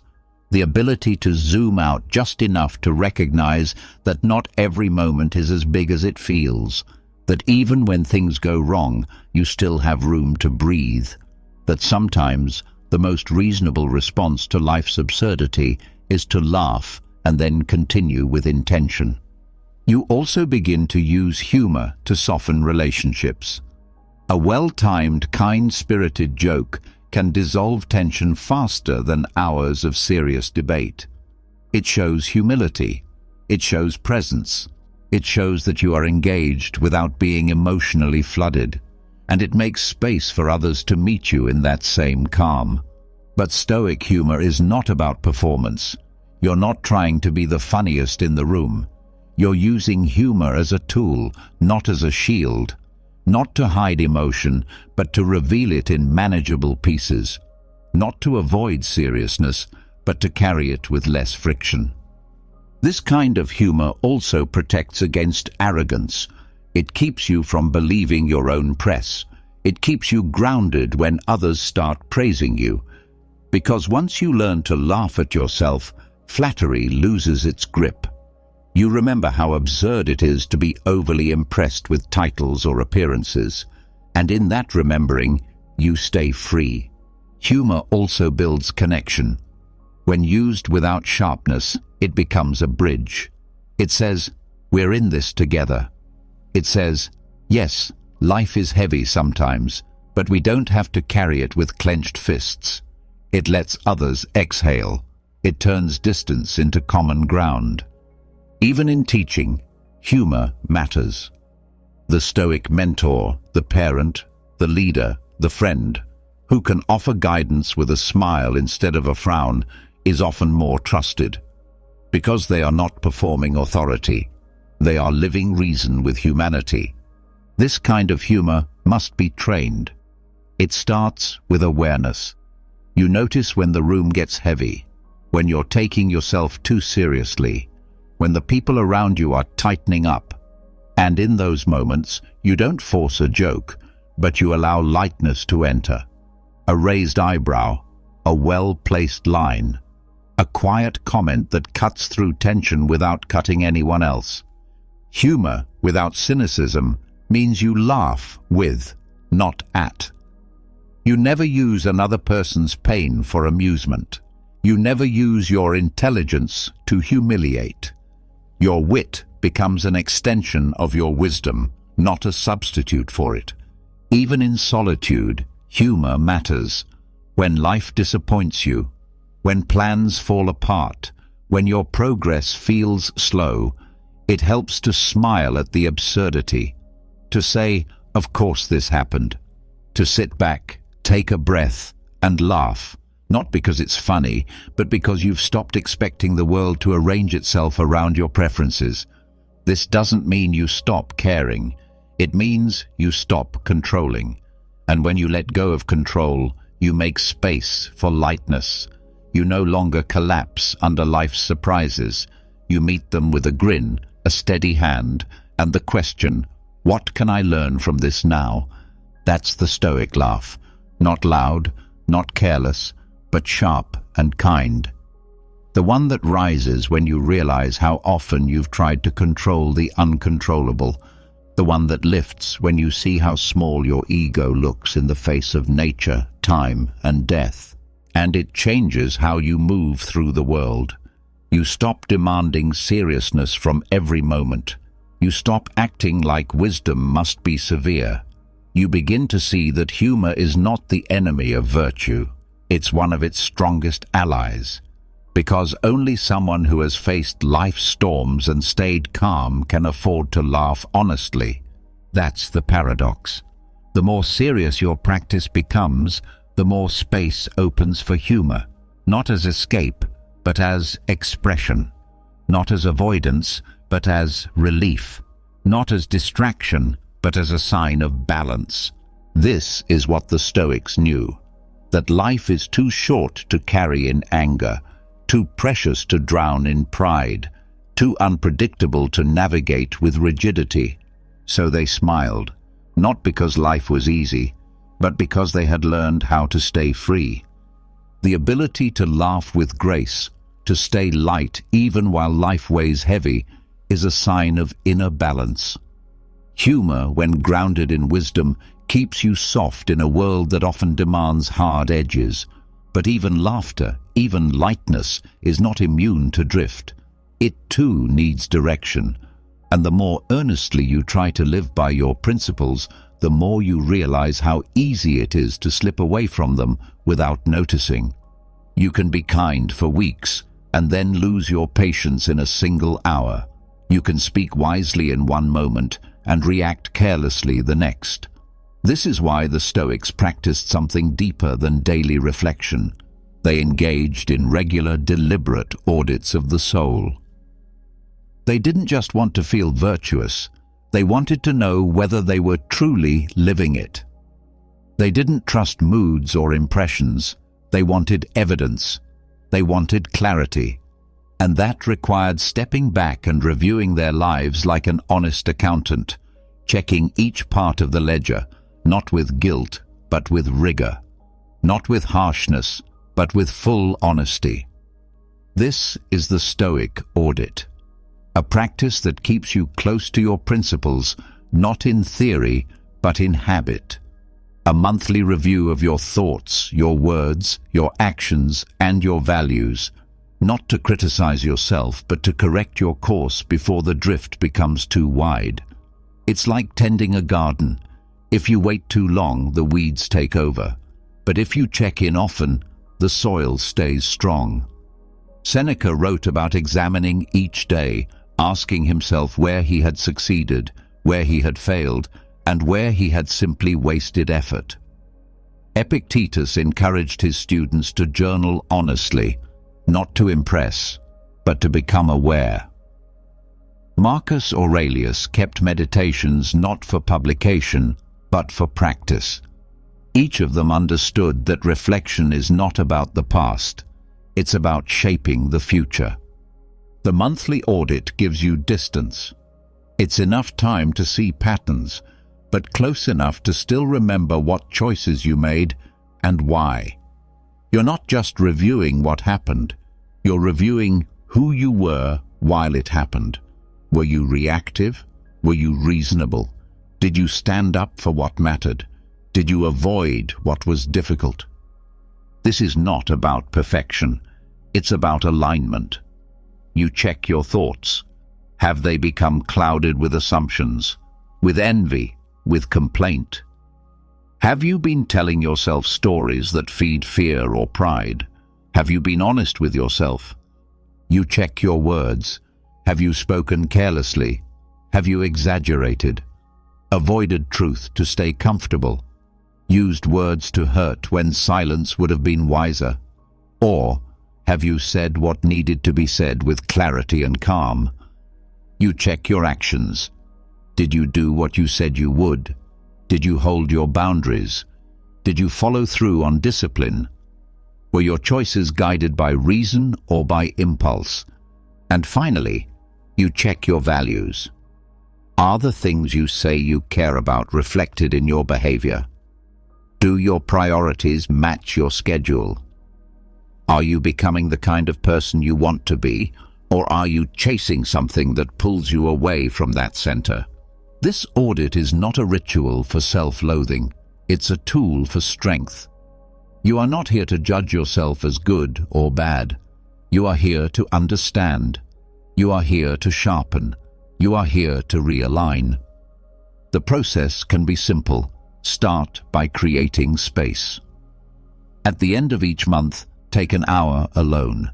No distractions, no performance, just you and your thoughts. Ask the hard questions. Write the answers down. Be honest about what's been difficult, what's felt off, what you've avoided. Then name your corrections. Not vague goals, but specific adjustments. If you've been scattered, plan a simpler routine. If you've been impatient, choose one interaction next month where you'll slow down. If you've been quiet when you should have spoken, pick one place where your voice will be clear. The goal is not a massive overhaul. It's small, steady course correction. It's noticing where you've drifted from your values and gently, firmly returning to them. This process builds self-trust, because now you're not depending on willpower alone. You're watching your own life with care. You're holding yourself accountable, not with fear, but with focus. Over time, this practice reveals something powerful. You stop being surprised by your own reactions. You start to see them forming before they erupt. You begin to live with more awareness in the moment, because you know you'll be reviewing that moment soon. You become less careless, not because you're trying to be perfect, but because you're committed to growth. And the audit isn't only about correcting what's wrong, it's also about noticing what's right. What virtues have grown stronger? What actions brought you peace? What moments of restraint or kindness or clarity deserve to be remembered? You're not just looking for mistakes. You're strengthening your memory of what excellence looks like, so it's easier to choose again. This also gives you a deeper sense of control. When life feels overwhelming, the audit reminds you that you're not powerless. You always have a say in how you live. You may not choose the weather, but you choose how you walk through the storm. You may not control what others do, but you control what you allow, what you accept, what you reinforce. The audit also deepens your humility, because every time you think you've mastered something, life will show you where you've still got work to do. And that's not failure. That's the path. You begin to expect these challenges, not as setbacks, but as signs that your training is still active. This process helps with relationships too. When you review your behavior regularly, you start to see patterns.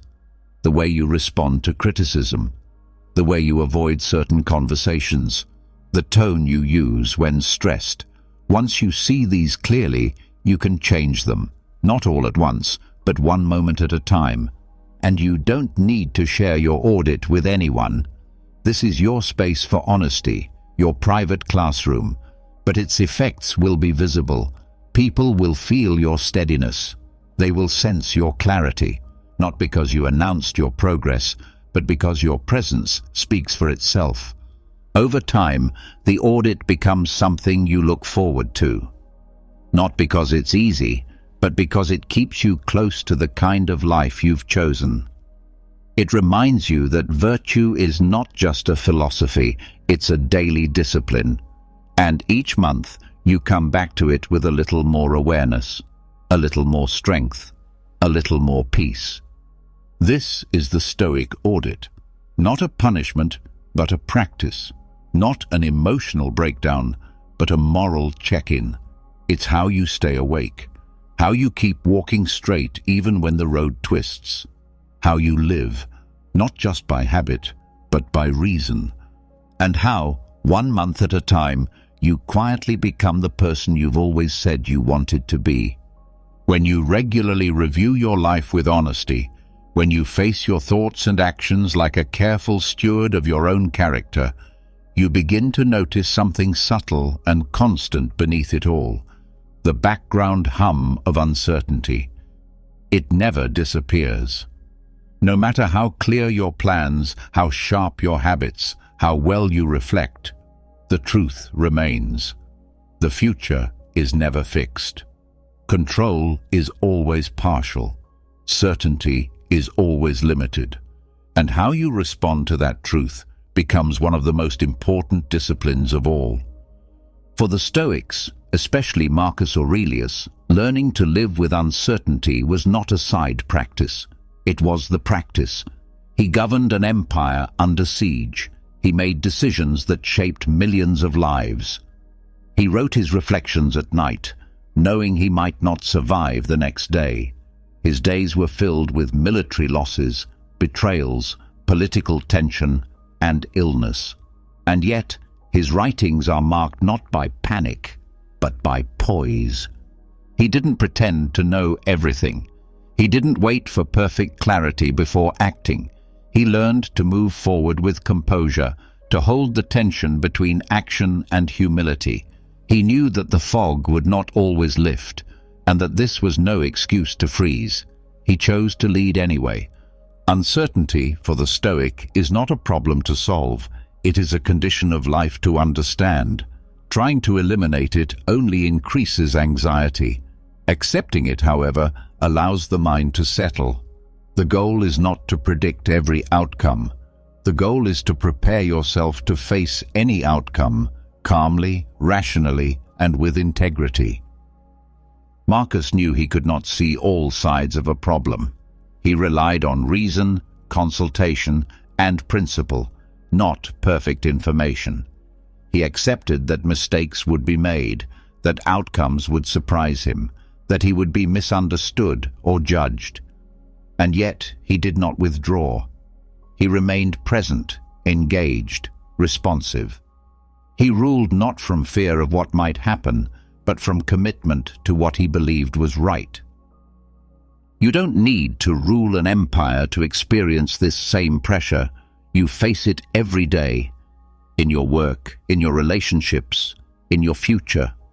The project without a guaranteed outcome, the conversation you know you need to have even though you don't know how it will land, the decision you must make with only partial information.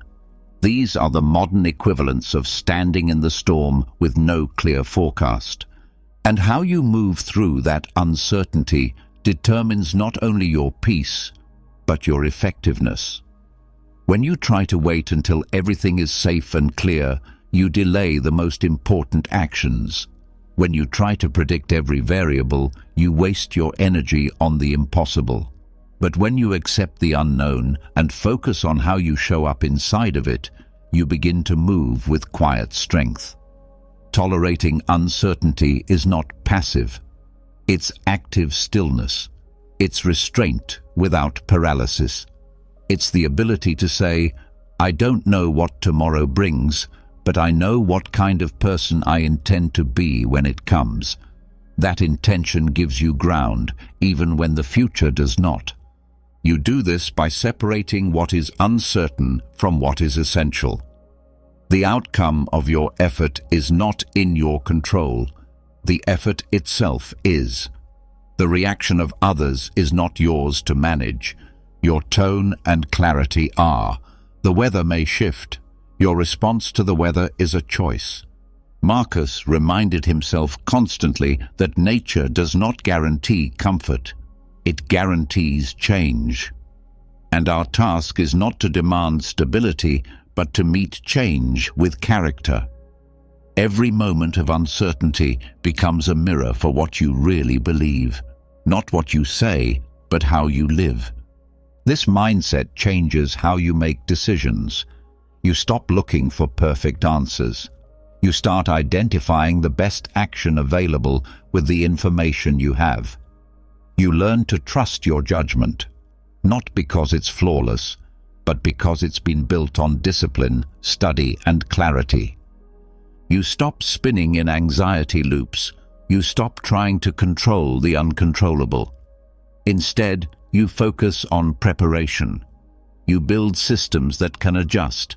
You practice the flexibility that allows you to bend but not break. You leave space for events to surprise you without letting them define you. And when uncertainty strikes, when a plan collapses or a path closes, you don't collapse with it. You pause. You breathe. You remind yourself, this too is part of the path. You don't waste time asking why it happened. You ask how you will respond. That question brings you back to agency. This habit also helps you support others. When people around you are panicking, your steadiness becomes their anchor. Not because you have all the answers, but because you're not afraid to admit you don't. You're grounded in presence, not prediction. That presence also keeps your emotions in check. You feel the fear, the frustration, the confusion, but you don't act from them. You let them rise and fall without obeying them. You return to reason as your guide, even when feelings cloud the moment. And this is what separates the reactive from the wise. Uncertainty is not just about crisis. It lives in the small, everyday moments too. The silent doubts, the risks you consider, the questions you carry. Stoicism teaches you to hold those moments with openness. You don't need to force clarity. You sit with ambiguity without losing your values. And sometimes you will act, and the result will still be failure. That's part of the deal. But the Stoic doesn't measure life by outcome alone. They measure it by whether they acted with clarity, whether they stayed true, whether they maintained their integrity even when things fell apart. You begin to develop what Marcus had: composure without guarantees, steadiness without certainty, faith not in a specific result, but in your ability to respond well to whatever comes. That is power. That is resilience. And it doesn't require public strength. You can practice this in silence, in how you respond to a late email, a change in plans, a delay in progress. You learn to stop bracing against life. You start walking with it, even when the ground feels shaky. Eventually, you realize that the more you train this mindset, the more calm you carry into every unknown. Not because life has become less uncertain, but because you've become more stable. You've stopped needing answers in advance. You've stopped making peace depend on outcomes. You've started choosing how to show up again and again, even when the map is unclear. This is what Marcus did. He ruled a world filled with conflict, failure, and doubt. He didn't rule with perfect knowledge. He ruled with principles, with humility, with readiness. He didn't need to know what would happen tomorrow. He focused on how to act today. And that's the challenge Stoicism extends to each of us. Don't fear uncertainty. Train to meet it with poise. Live without guarantees. Decide without panic. Lead yourself and others through the fog, not by lighting up the whole future, but by walking clearly in the next step. One moment at a time, one choice at a time, without losing yourself. You've just spent 3 hours traveling through the inner architecture of Stoicism, not as theory, but as living practice. From guarding your mornings with intention to rewilding your sense of self in nature. From learning to laugh with purpose to saying no without guilt. You've seen how Marcus Aurelius led with clarity in chaos, how Seneca turned time into gold, how Epictetus taught through sharp, calm wisdom. Together, we've gone beyond endurance into quiet joy, beyond self-improvement into ethical refinement.